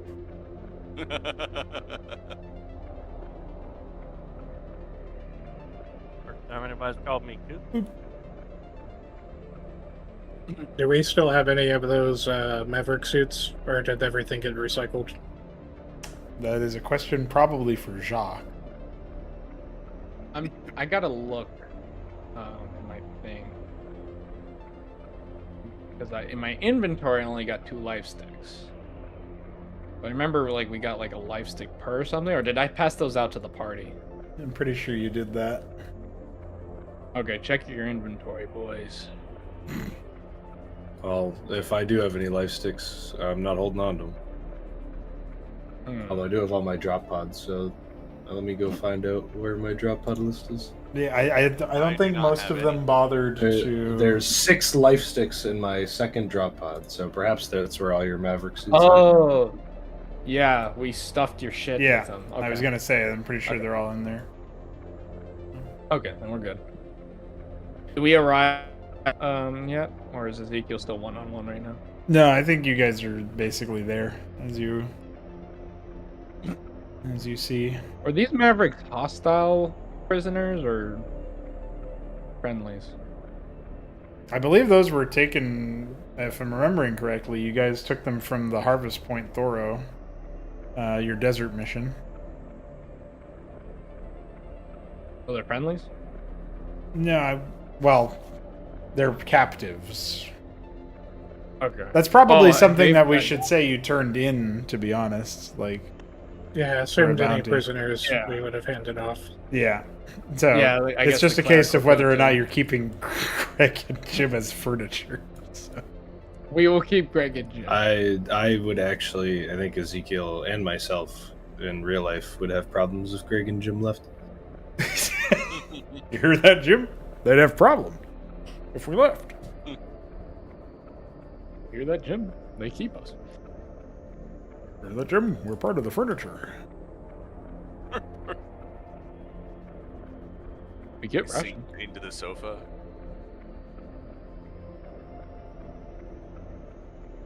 All right, so as we arrive, Jacques will study Ezekiel as he speaks with Renz. Behaving yourself, my boy? Oh, why wouldn't that be? A young man of your strapping stature was always known to cause troubles in the village. Okay, for context, he's the Frenchman, and he's also not my father, but ooh, there's a weird thing going on here. That's Jacques. I'm Ezekiel. I am That's your me. father. Do not deny it, Mr. Ezekiel. Artemis recognized it in everything. Okay, not by blood, and not by consensual nature. He's a travel from a backwards planet where they were We stuck do not underground for willingly thousands of accept years. my... It's already that's- started. Dude just Well, then, delivered you know, the you man. barely need an NPC present to start the fucking. she walks into a fucking argument about who's father and who's son. And whether it's consensual. Yeah, and whether Yeah. whether the AI angel god thing accepts it or not. Decides that that's true. Mason will break up this nonsense by stepping forward and offering the badge. And he will say, "Welcome to the Scoundrel. You now find yourself among us misfits. Feel free to outfit yourself using anything we have available here on the ship. And at a later date, we'll see about getting you some more official gear." Well, thank you, Ren says, and then adds, "Sir." She's got a smile as she takes the badge and stows it in someplace safe on her person. She clears her throat and then looks around the vessel.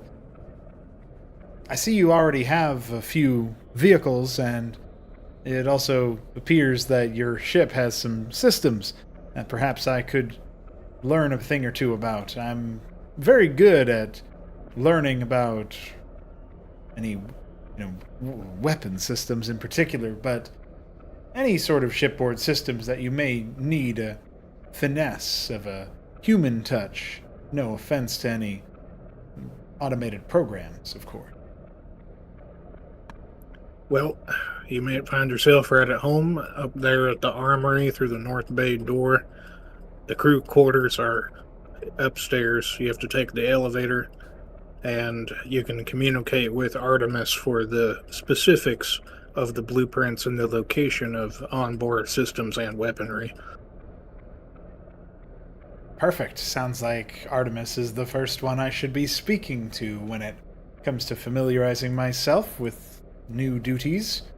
And there are crew quarters ready for me. He's carrying like a couple of personal affects and luggage of some kind, and so And we don't really have anything labeled, so feel free to take what's not being used.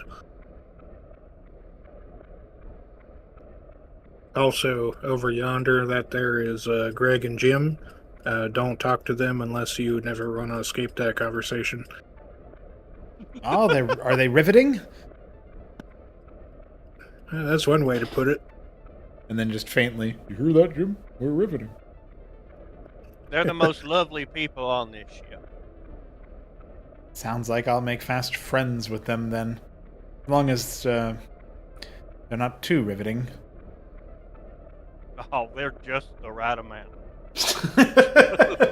Mr. Mason, you did not introduce Mr. Travis to her. Yes, this over here is Travis. He is also a fellow crew member.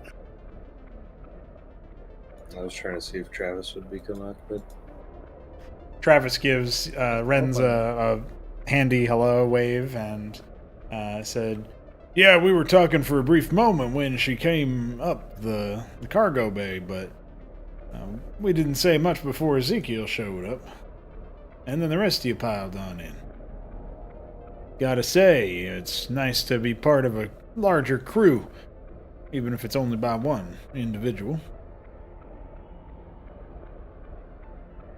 Jim and Greg are just as much people as the best of us, Mr. Travis. Well, that brings our head count up to 6.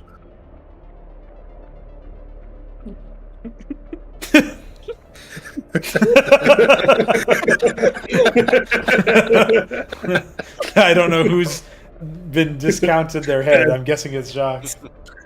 Oh shit! I meant 7. Oh no, I really like the idea that you did that on purpose. That's why we were all laughing. We're We're all all like, like, wait, wait, which which one one of of us us isn't a person? Yeah, that was the funniest part of the joke. Yeah, it's really good. Well, God damn it. Renz will nod and say, happy to be the 7th. I guess those two are, well, not in amongst the count. And she gestures towards Greg and Jim. They are moral support. Yeah, speaking of solely moral support, shipmates, if we need some off-ship fighting, what are your capabilities? Well, I am trained in handling myself around most common infantry weapons. It's part of standard operating procedure for Imperial recruits. But I admit I have limited field time with any power armor. I was much more so a vehicle jockey. Alright, well... You drove one of the great war machines? Jacques takes a step forward, giddy, written across his face. Don't listen to him.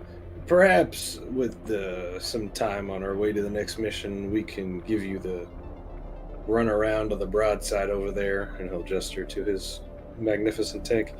And if we need you in a pinch, you'll have something to use. Oh. She looks thoughtfully at it. I've only really run that simulation a few times, but I'm sure I could get the hang of it. Much more familiar with the Vulture, or even the Southpaw. And she turns round to look at Jacques in particular. Really fast-moving things if you don't know them. Pretty nimble, pretty nifty. Vulture, this term is not familiar. Although Southpaw, I remember Iron Dog has used those. Yeah, I was not correct credit level for them. Indentured. Ah. She raises an eyebrow, raises her eyebrows a little bit, and like lip smacks at that, and then kind of looks around at the rest of you for any assistance as to what that might mean, but clearly indicating that she has no idea what. He's a tribal from a backwater planet that thinks the Empire is ruled by a god. Yeah, their whole people are enslaved and indentured in servitude. So No, my people are not enslaved and indentured. I was indentured in order to get off-world. Right, yeah. That. And my 3 sons. And I'm not related to those sons. He's my 4th. I brought him into the family. Yeah, look, Despite his social impertinence, he is very brave and strapping lad. I promise, you'll see. Yeah, look, if he says anything weird, it's just because he's from a place where they were stuck underground for like 1,000 years. So don't worry about it. Oh. Yes. Regardless of the fact that his people need dentures, That's a boomer joke. Oh my god. I approve of that. With all the cancer like, making their fall out, that's probably true. Yeah, it is true. Quite really common to put like jagged pieces of metal in your mouth. Yeah. Instead of... if you need anything, feel free to reach out to me in private or over comms. Otherwise, we are going to be en route to our next deployment here rather shortly, and you will find a copy of that in your logs once you get settled in. Understood, sir. And thank you all for the welcome. I'll make my way to the elevator now and find a spot to settle down. Review the mission logs. Mason will nod. Good luck. And Jacques will, as she leaves, he'll hold out a life stick for her to take. He'll say, Standard issue for all crew members. I make them myself. Don't take syringe. it. The syringe is many colors, shifting from red to purple to blue. Only use it when you're very hurt. It takes like 20 years off your life or some shit, so you know. Renz will Nothing Imperial gene technology cannot fix, my friend. Nothing that they cannot fix. Renz will have taken the item before you even indicated that it was used for like hurt, and she's just looking it over about the like looking at the colors, and she gives you a smile and says, "Well, thanks. This will be a great way to tell which crew quarter is mine." And she starts to walk away. She's gonna use it as decoration. It's really funny. I think it's really funny. The woman uses the stick to decorate her room. Yeah.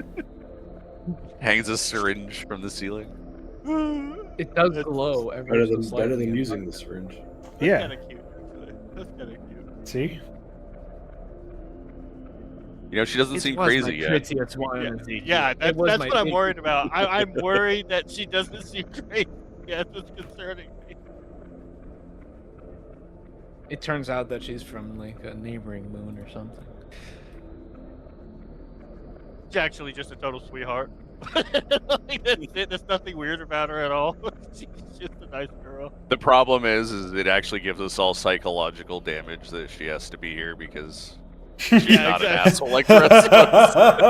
The rest of you start to feel bad about your choices. So wait, Duke already does. Ezekiel's walking over to ask what Greg and Jim think. Yeah, Ezekiel's just gonna spend because how long will it take us to go to where we have to go for the mission, or for the drop off and then the mission? Probably at least a good 6 hours, like standard hours, if not a little bit longer. So Ezekiel's gonna start off his in between mission time talking to Jim and Greg until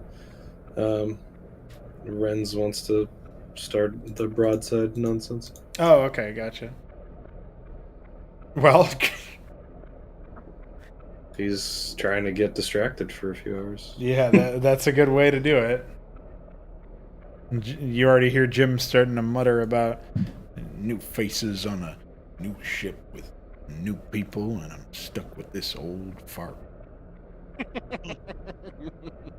Some things never change while everything else changes. You hear that, Jim? Got a new face. I wish you had a new face, you old fart.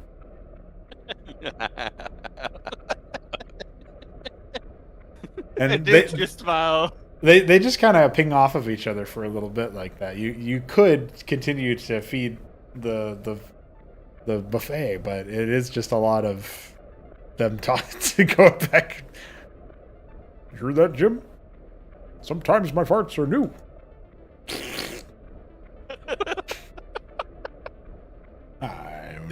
I think every once in a while Zeke's just gonna be like, "Yeah, and what do you think about that Travis fella?"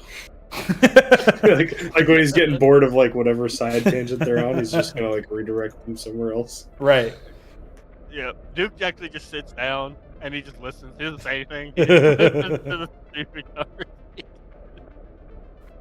Well, Travis seems like he'd be a nice boy if he wasn't stuck in here with all of us animals. I say, do you understand how ungodly it is that you just let that poor boy pile corpses over by the other generator? I mean, they were rotten like nothing, and then that other man, he just ate them all up with his armor. What kind of miscreant? You heard that, Jim? He's a nice boy. Yeah, I know. I said that he was a nice boy. Or he would be. How do you know he's a nice boy? Do you talk to him? No, you just talk to me. Ask me if I hear things. I hear you. You hear that, Jim? To Duke, You.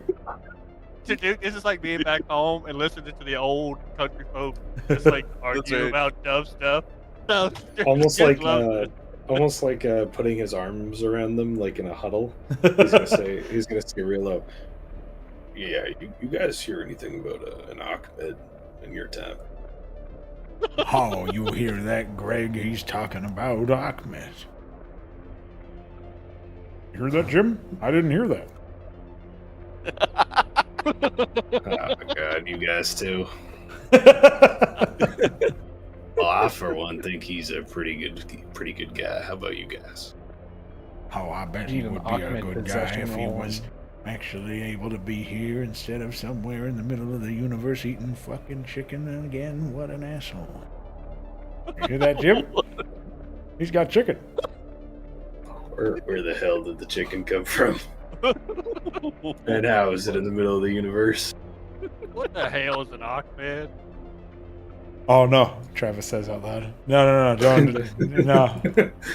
I don't know how Duke heard that. How did Duke hear that? He's listening to what Jim's saying. Yeah. He's all the way back there, and I had them in a huddle. He's trying to perceive him. No, all I heard is whispers and then chicken. He turned up his suit sensors. Yeah. You hear that, Jim? We turned up his suit. You hear that, Jim? He didn't hear us. You should try talking louder. Well, I should try talking nothing, but I can't stop myself from talking when I hear your stupid voice, you. With a chuckle, Zeke will say, "You guys keep me grounded as always," and he'll offer them both fist bumps. You heard that, Jim? We keep him grounded. Well, I hope he fist bumps your head. Maybe another day, and he'll go walk to his broadside and do some general upkeep maintenance. Good. I'm glad that was. I thought you were just gonna be like, and this happens, and that was gonna be the end of it. But then you started role playing, so I had to get in on the action. Honestly, I just realized that I could probably actually Greg and Jim for 6 hours, and it would be a session. I would have sat there. Dude, you know what we should do is there should be a Greg and Jim podcast. Yes. And it has to all be off the dome with nothing pre-written. No, But occasionally a third guest has to say something. It has to be current events. That's right. It has Oh, to be okay. current events. Yeah, Greg and Jim discuss Anytime something happens, it's just, you hear that, Jim? I'm just This reading like a news feed, and it's just Greg going, "You hear that, Jim? The Strait of Hormuz is closed." There's a again." blockade. Oh shit! Beat me to it. I can't believe they keep closing this fucking strait. How am I supposed to pay for my gas? Duke looks over at Liam, and he says, "You know, I don't mean to be a snippy, snappy asshole. I'm turning into one. I don't like it. It's driving me insane." It's real hard living this life as a mercenary. You know, I never said a single cuss word since I started this job. I never swore nobody. Yeah, well, you didn't almost die every day, so. Yeah, I guess. Sometimes it seems like I'm the only. Well, I guess you too.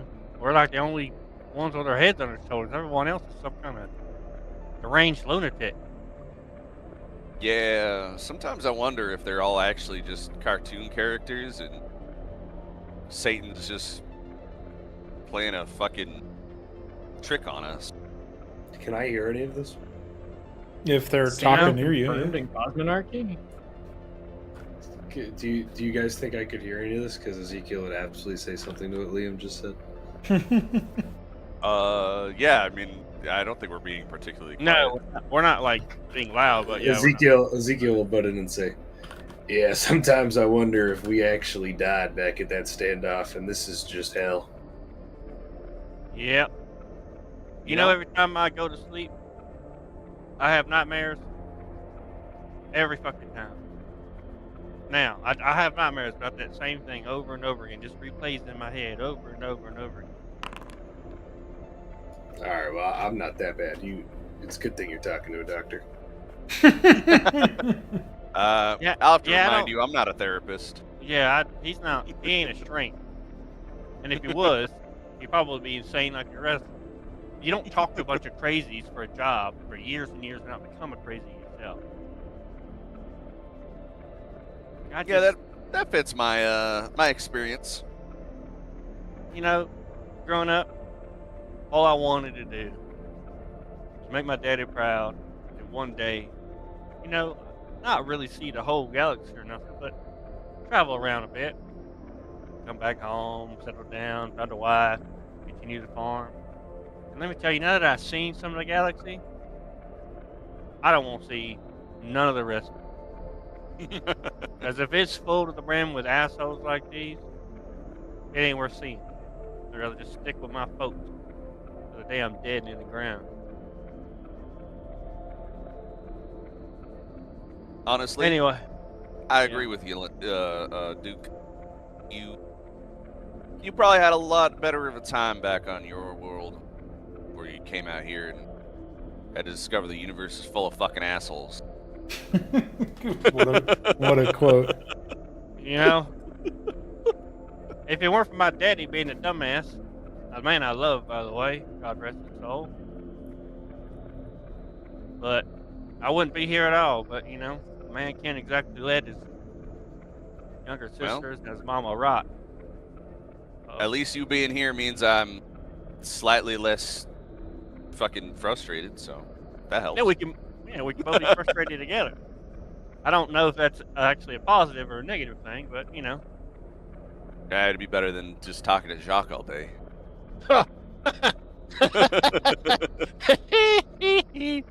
Yep. Look. Level with me real quick. Do you think our boss man, do you think he actually is trying to get us? What's his end goal? I want to know. I think he's just as stupid as the rest of us. So so you think he really does believe that if he sucks enough Imperium dick, they'll give him his PTO and stuff like that? 1000%. I think I love that that. he needs. Got him. Just in the corner, he's like, yeah. He's underneath the tank or whatever. Just Yeah. repairing something. Yep. Love it. Dude, is there a repair check I can make? There you go. Yeah, dude. You can just do a flat int roll. Go ahead, go on. Okay, I'm gonna level with you, Duke. I think that deep down he knows they ain't ever gonna give him fucking PTO. But if he admits that to himself, then he has to admit that he wasted the last like 20 fucking years of his life, and he can't do that. So he's just gonna keep pretending. Right, and make us pretend too. Yeah, you know, right that's into our graves. Right, that's the part. You know, it's fine. Everybody's got lies they tell themselves. You know, this life is short and shit. I understand. You know, everybody's got their cope. Some folks it's religion, some folks it's drugs, whatever it may be. But my problem is he's going to make us all go with him. Yeah, well, not much we can do about it since fucking Imperium wants us dead, so. Yeah, well, you know. Oh man, I want to drink so bad, but I'm not gonna. No sir. It's probably better you don't. Yeah, it's really better I don't. God, I hate this woman. Chip. he just walks off. The last thing you hear is like, Fuck you.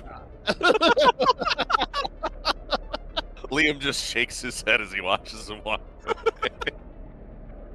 You heard that, Jim? I didn't. It's really funny because Duke doesn't hate women at all. He's just like, this place is proving to be worse and worse by the day. That's what he's upset about. Well, it's just an opportunity for something else to be fucking. Yeah, for something else to go horribly, horribly wrong. Right. Well, while everybody's getting ready to file in for the next phase, I need a pee break, so I will return in a moment. I do too.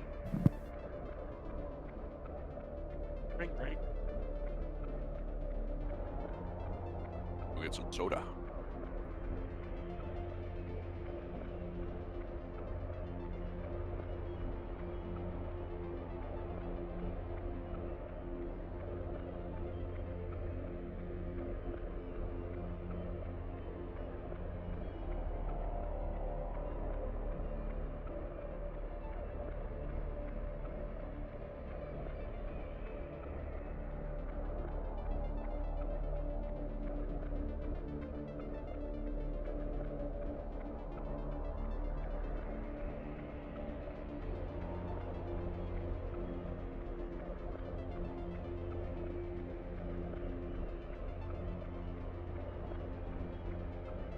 New addiction unlocked.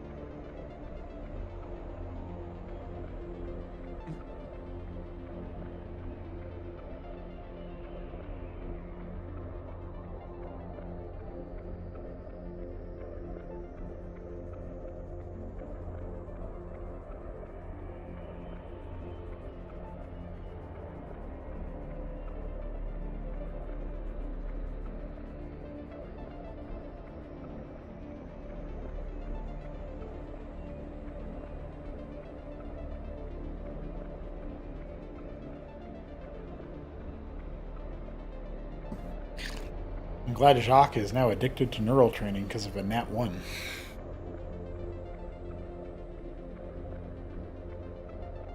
He almost was going to be debuffed going into the next mission. Yeah, I was thinking that. But maybe when you use it for the appropriate amount of time, you can get a buff. But then we got to come up with like a bunch of other things that you could choose to do that will give you a different kind of buff. And that's a whole economy of things. That's mechanics. That sounds pretty cool, actually. Then you got to gate it somehow, which you could tie into credits to where the Imperium is just juicing him, making him pay for his own training. I like the Or idea we could that make it like, I appreciate the concept of Jacques being like introduced to the training simulation or whatever, and then like Mason being like, "Oh, that worked really well. I can just walk away now and do whatever I need to do without Jacques being here." I was kind of thinking that. Yeah. I'm back. I'm back. Oh my fuck! Not your toe. Didn't it break fuck his earlier? No, it was my thumb. Oh, Dislocated. yeah, that's what I It still meant. hurts. Oh god! I didn't. I know a think- guy who broke his thumb and then he could forever pull it all the way back. I never went to the doctors for it. I just kind of like fixed it because that's happened to my thumb before, and I've just learned how to fix it. And it still hurts in ways that a dislocated thumb has never hurt for me before. So it could be sprained, and I've just been dealing with it. But whatever. So maybe it wasn't dislocated, you mean? No, it was. It just may have also been strained at the same time. Oh, I see. It's taking longer to heal than usual. Yeah. Hopefully it's not particularly noticeable for very long. Yeah. So you guys are going to be dropping off Lanigan here on Bromset. That's your next course of action, shall we say. We hop our way into that. Traveling over to Bromset for the purpose of dropping him off. That would probably be something that happens fairly quickly, given it's still within the Stero system, but jumping over to Cheiros will take a little bit of extra time. It's like, a 2-hour gap between leaving Mondrel and dropping off Lanigan, and then a 4-hour gap to get to the Cheiros system.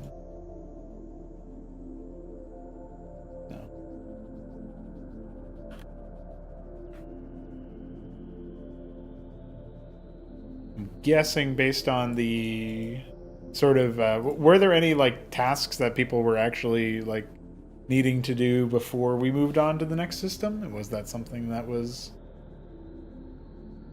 Not to my being knowledge. discussed? I don't know if Mason had some No. plans.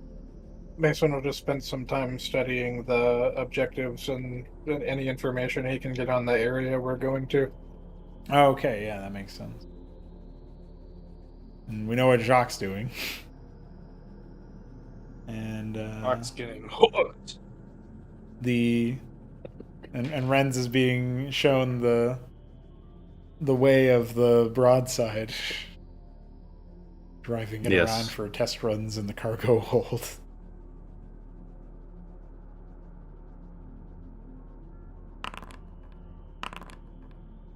A little lady in big tank. Pretty good rolls. Hell yeah. So I'd say the training was going well then. Because of how epic a teacher I am. clearly. Yeah, those are just flat rolls, so forget about any, mods. I thought you were going to say it's because you were Ahmed. Yeah, that's true too. No, I didn't Well, roll a 3. I don't know I'm Ahmed, so Yeah. That must have been a really... still not Ahmed. Dude, it's gonna happen one time when you can make... I feel like you can only make so many Ahmed checks and... Fucking, you're One gonna be session. roll initiative. I'm gonna roll a 3. Yeah, but it has to be just a And flat D20 random Ahmed check. Yeah. But And I don't then- actually and then- know. I don't know how it would do it. And the fucking I roll a 3 to become Ahmed before a fight, and the entire fight just ends because they all just incinerate into dust, and then their dust Oh, because- particles turn into chicken. I feel like you make an Ahmed check once at every Yeah, session. I guess the start of every session, and that gives then the if you DM roll the a chance to 3, get then- Yeah, then Pronogo gets to take control of your character. and Yeah, be yeah, Ahmed. he just gets to give me he just gets to turn me into Ahmed at some random point in time. You gotta roll a D100 at the end of every long rest. If you No, roll a- I wouldn't become Ahmed nearly as much as I want to. Ak mechanics. That's it, because it's harder to do than when you finally roll a 3, you just permanently become Ahmed. Yeah, I don't want to have to permanently become Ahmed. I can't do the voice very well. I'm okay with. Okay. All right. That's a nightmare sound. We can go to the next system. I think we've had enough of this system. Perfect. Dude, now I wanna. We need another episode of Ahmed and his loopholes, and it's everybody here has to do one of the a voice for Ahmed. Home. Ahmed time. Not quite. On the council of Ahmeds. whatever bids.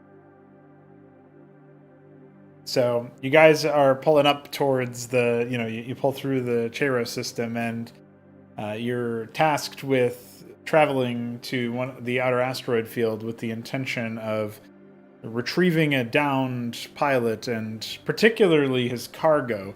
It seems that he's been transporting some resources and perhaps even contraband of importance to the Imperium, And not only are you required to, retrieve the pilot if he still lives, you also should try to retrieve any and all equipment and logs about shipments, so that the Imperial forces that you are retrieving these for can document these criminal offenses and decide the appropriate outcomes for those who are so flagrantly defying the rule of the Orion law. They are, of course, doing it in the Chero system, which is notorious for being a little bit more lawless. But this seems like a lead worthy enough to be sent out across, as far as the upper brass is concerned. And so this is where your mission has been brought to. Mason, do you have any particular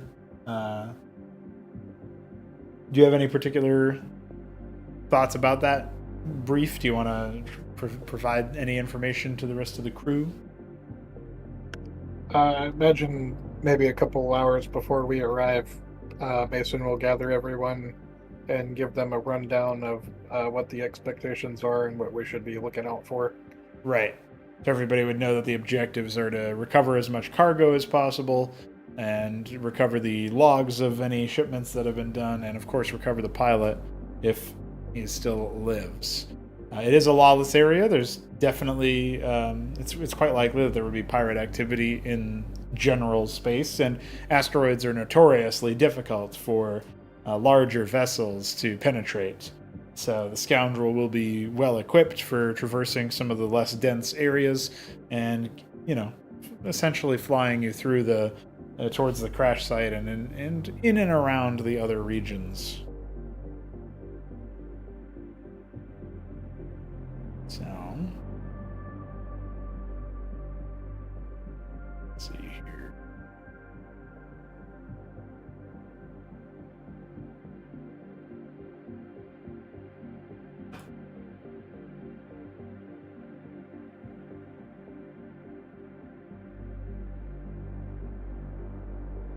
All right.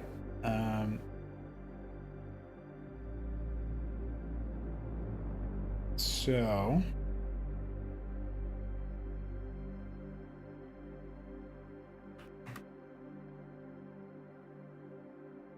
let's get this ready then. You guys are probably going to need to see the Discord stream for this. I don't think you guys will have the token vision in the same way. Although I can try to make it so that you do.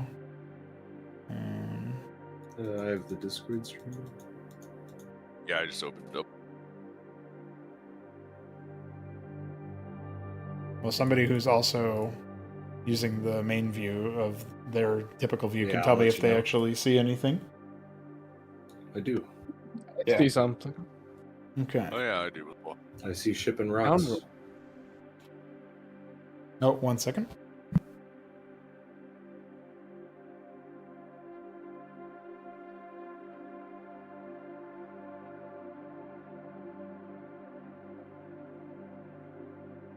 We have been seconded.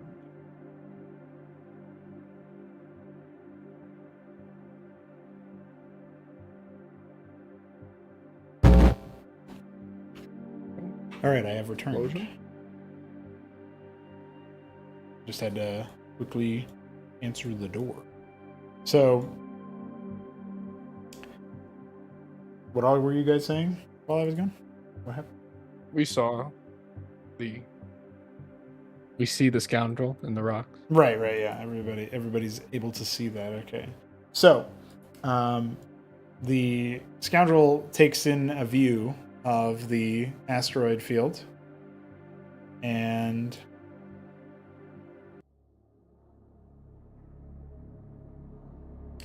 flying over the initial rocks and holding position, Artemis chimes. Attention, crew members. I am picking up significant signals of the distress beacons. It appears multiple of them have been activated due northeast. That means not only Imperial forces will have been alerted to the presence of this crash site.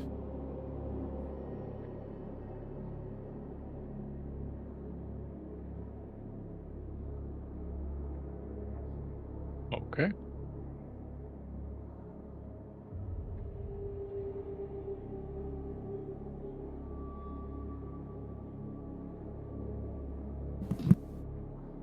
I guess that means keep your eyes open for anyone else who might be getting involved here.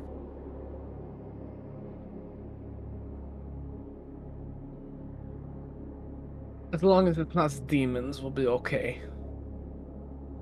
I think we'll be all right.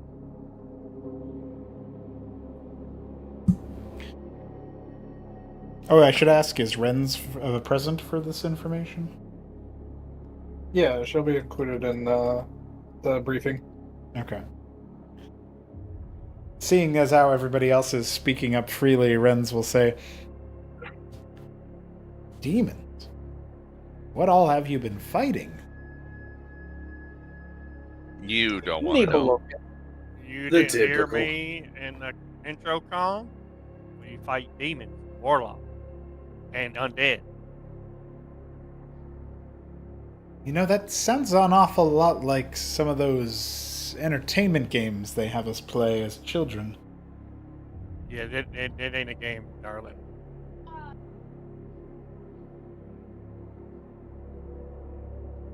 While you're... Oh, you know, I think I remember that. Well, what was it called? Left for Anticathon?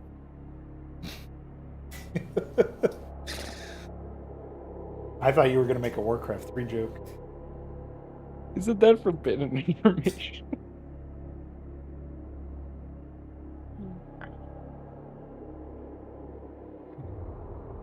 So, you guys are... essentially, Mason, if you missed it earlier, Artemis reported that multiple signals will have been fired. So Artemis is prompting you then to confirm the coordinates. Are, like, do you want to alter your destination? Are you taking it in slower? Or are you, like, what all are you thinking of here? Affirmative. Let's roll in slow and keep our eyes out for any hostiles. We'll look for a good place to land. Okay. Artemis Mr. progresses. Liam, I was never. Good. No, go ahead. No, that's it. I was just... Mr. Liam, I do not recall, but what is standard Iron Dog policy for, distress and loss at Void? I believe it's to send out an SOS signal, but normally you wouldn't be sending it to the Imperium since they're likely to arrest you, but I guess this guy has somehow been abandoned by the dogs.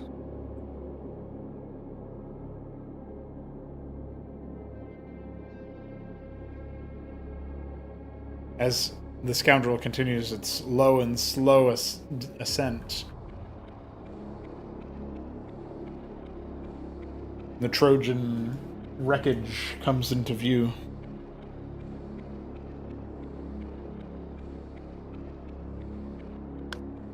Artemis, scan that wreckage for any signs of life.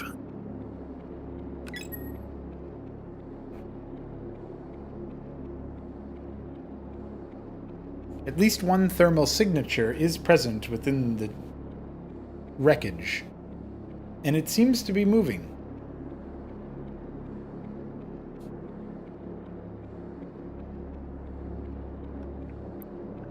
Attempt to establish comms with it.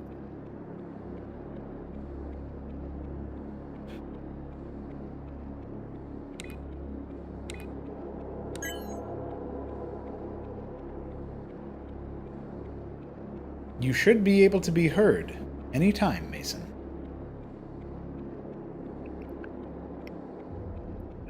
Attention. Surrender any weapons and exit the wreckage of the Trojan peacefully.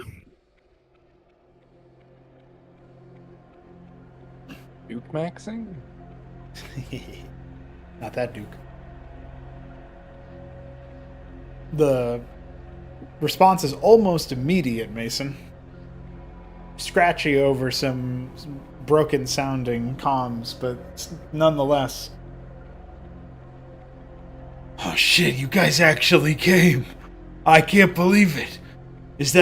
Must be some kind of Imperial jockey talking to me. Hey, I'm a little pinned in here, but I don't have any weapons left, so if that's what you're here for, I'm afraid you're kind of SOL, buddy. Describe how exactly you are pinned. Last pirate group rolled through here following my signal, ended up taking me for a ride, and I mean, I've seen better days, but at least my communicator's still working. I can't quite move till my suit gets a little bit more patched up, else the gravity will get me. The vacuum.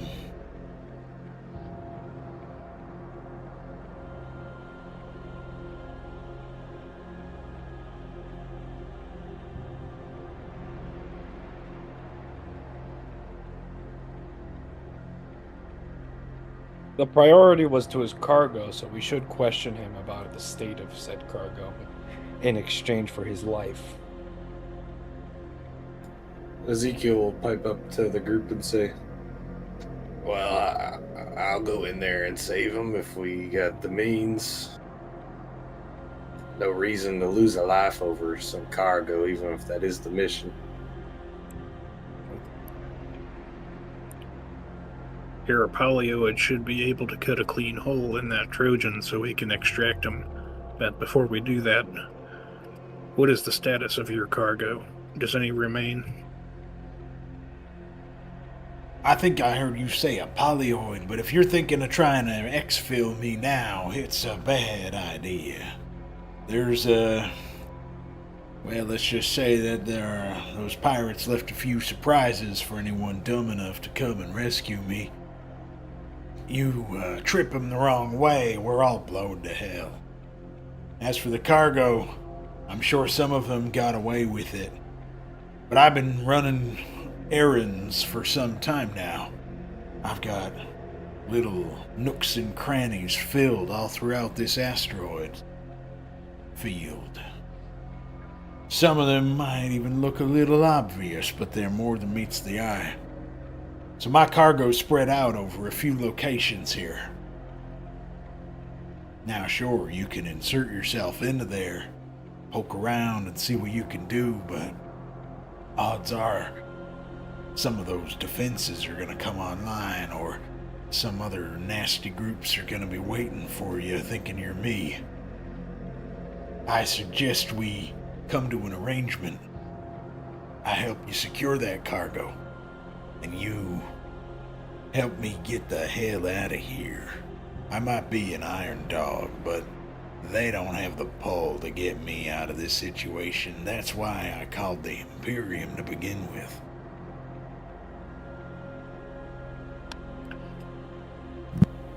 And so, help me believe that once I help you out of there, you're not just going to turn tail and run back to your boys, or worse yet, call them on us.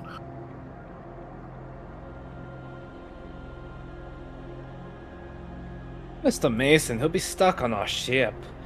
I do not see where he could run. It's a fair question there. I gotta tell you that by calling the Imperials on me, I have essentially burned my reputation with the Iron Dogs and the Pirates and the Liberation Front. And the fact that you've actually arrived has only cemented that further. There won't be anybody for me to call. You are the cavalry and the air support put together. And my bird's not exactly in the position to fly. So, you need the information I've got in my head, and the access codes, and the credentials. maybe a little bit of the lay of the land so that you don't fly your pretty vessel into some anti-air defense. And I need you to get out of this pickle. At the word pickle, you'll feel something strange take over you for a moment, Ezekiel. But then it leaves. Oh my goodness. That was And then Artemis, record this following exchange. Go ahead and state it for the record. Renounce the Iron Dogs and swear your fealty to the Orion Imperium, and acknowledge that from now until further notice you will be considered a prisoner of war, and of the terms of the completion of our mission, you may be granted an honorary status until you prove your worth. Wow, we're real rescuers, ain't we? Yes, It is better deal than us. I will renounce the Iron Dogs. I do not wish to be under their wings any longer. I will be a, as you say, prisoner of war, or perhaps honorary conscript. But either way, I'll be alive in service to this Orion Imperium that I have seen and heard so much about.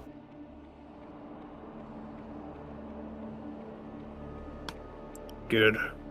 Alright, boys. I'm gonna go suit up in the Mason and prepare for a spacewalk. Ezekiel, you're with me. Let's bring a lobotomy man with us so we can shut down some of them there traps. Well, I also come with you, my friends. Improvised explosives are a very common thing back at home. Ezekiel is just going to look at Mason with a helpless and hopeful expression on his face. Well, don't celebrate now.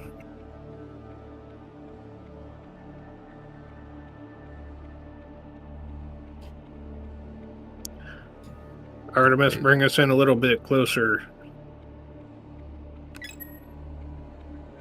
The scoundrel complies with your request.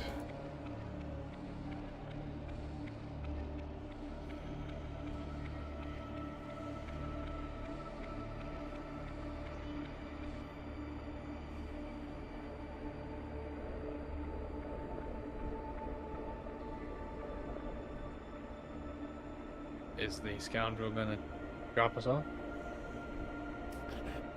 Well, that's the question, is as you pull forward, are you intending to...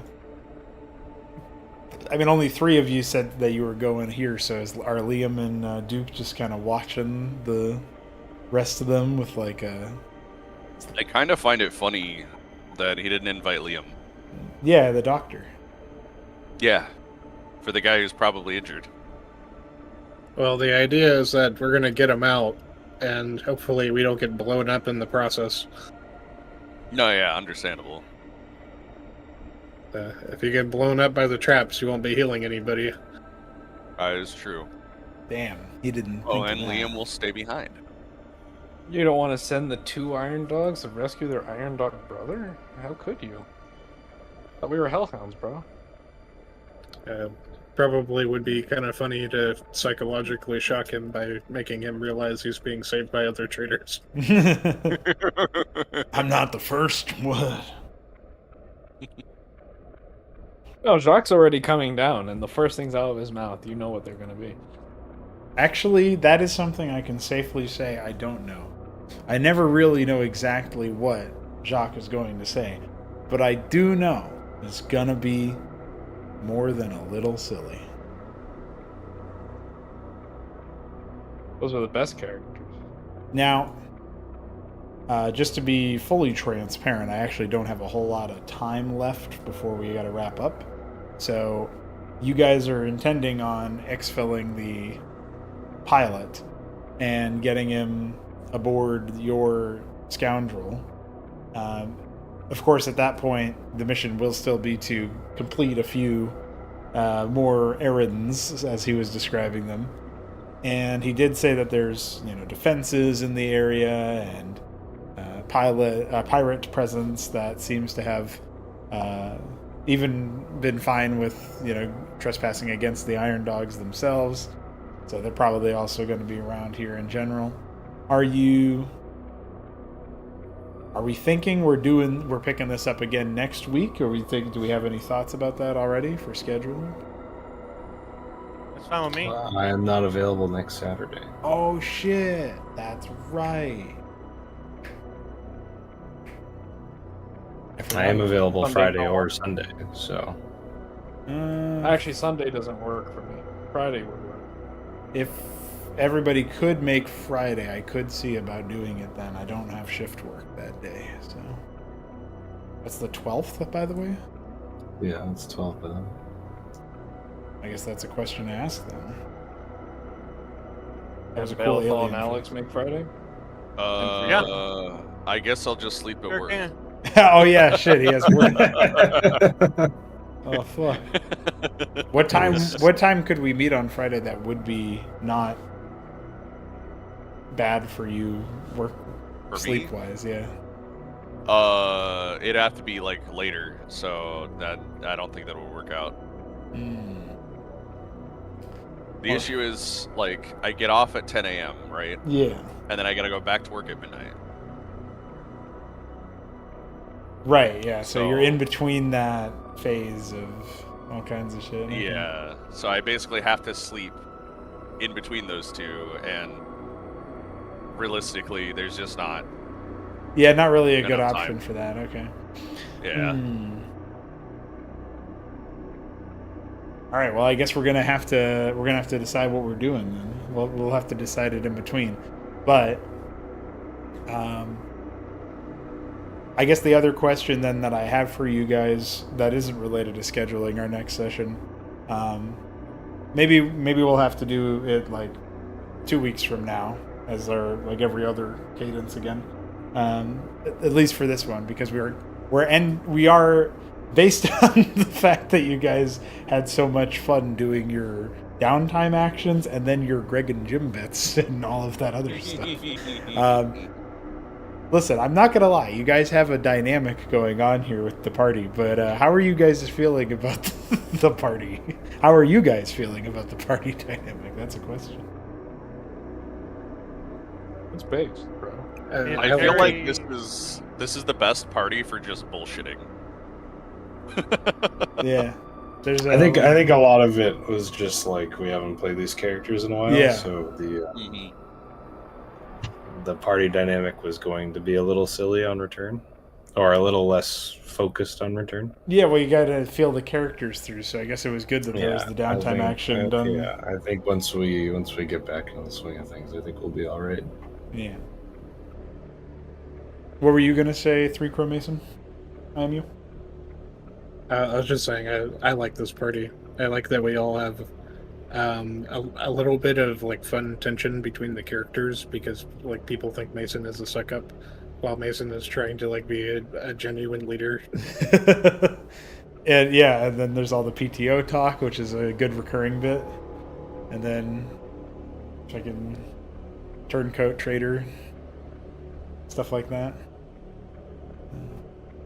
Like they'll give Also, you my PTO. What was it? Never mind. I don't know what I was gonna say. I was gonna say something, and it's gone. Rip. Oh shit! But did you hear, Jim? Did Did you hear? I did not hear that, Jim. Did you hear, Jim? He forgot.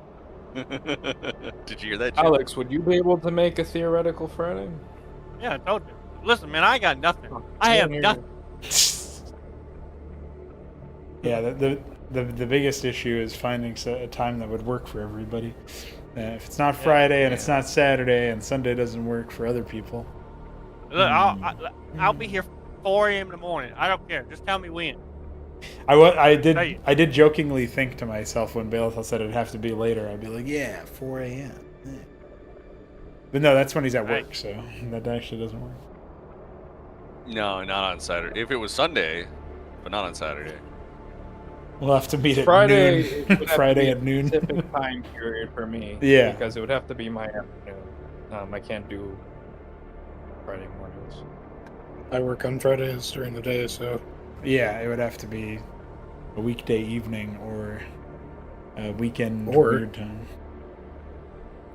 Or we do whoever can show up shows up on Saturday and we start a Protoss campaign. Bro, there's too many campaigns. Yeah, there's a few too many We campaigns. need a Protoss genuine one-shot? West Marches campaign where it's just like cast of characters thrown into a grinder.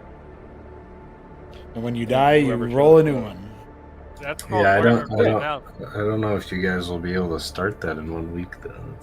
That's the other part. I should have some time to prep whatever we end up doing, so if it is a session where it's just whoever shows up, like we're talking about. Also, I did want to shout out Lucy in the chat who said that he would subscribe to the Gym podcast, and that's pretty good. Oh, dude, you guys, that's what you guys do. If Lucy can play Saturday, you guys just do the TPP session when Shoulder hasn't returned. Oh, that is actually kind of true, isn't it? Then that way, me and you, Pro, get another Shoulder downtime session of trying to fix the animals. Yeah, that's right. That was supposed to be a whole thing. so- And then Shoulder can actually return. Yeah. You mean I gotta resurrect 2 dying accents? Yeah. Been Well, losing you're the the guy ability, who man. you're the guy who insists on accents. So. It's It's perfect. fun.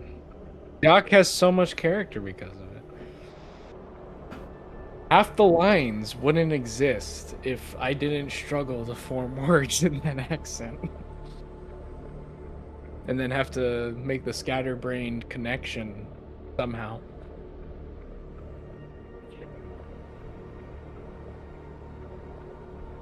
I do like the way that things are. I do like the way that things seem to be taking shape, even in this Cosmonarchy one, where there's room for so many mechanics with things like the Scoundrel having crew and systems for the crew to use, and I mean, that could mean like turn-based space combat where you guys are all using different parts of the Scoundrel or your own weapons or whatever to try to shoot down enemy fighters while on the outer hull or something. Like a lot of shit could be put down here, to be honest. I remember the last of this campaign session that there were talks about like suit upgrades. When were those supposed to happen? I think the suit upgrades were something that was supposed to be a thing that you could, if I'm remembering my thought process correctly, it was something that required more dedicated downtime, and you guys had already like queued this mission up, so it's probably something that happens after this mission, if I had to guess. But Gotcha. I'll have to. I mean, feel free to go back and review the past session, or I'll do that at some point too to try to figure out when that is. If it was supposed to happen in between, we definitely didn't leave enough like real in-game like a role play time for it. So that's something that was probably just like a continuity thing or whatever that we'd have to rectify some way. But we can just have it be something that happens at post here, particularly since you guys are going to be attempting to do all this cargo retrieval anyway. So you guys are probably going to get a good bounty of credits that way. But... And then the wreckage will be Bane posted by Lucy as well. So that's very good. Bane. Yeah. Expect one of us in the wreckage for that. I'm bedpost. Bedpost time. GG's. Thanks, guys, for playing. Hope you guys had some fun shooting the shit with the character roleplay stuff. And now that everybody's got their roleplay legs back under them, we can just jump into this whenever we do come back. And who knows? Maybe it is Protoss time next week. Who knows? Maybe it is the Protoss partner.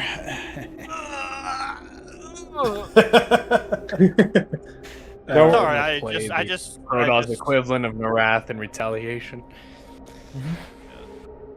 No, he would just play. He'd probably just play like a Terran captive or something, or he'd play Zerg here. Or he'd play a Hey. Protoss trader. Name's Jim Raynor. Marshall these parts. Marshall and his... You hear that, Jim? You hear that, Jim? He's the Marshall of these You parts. hear that, Jim? He's Jim Raynor. Jim You hear that, Jim? I knew.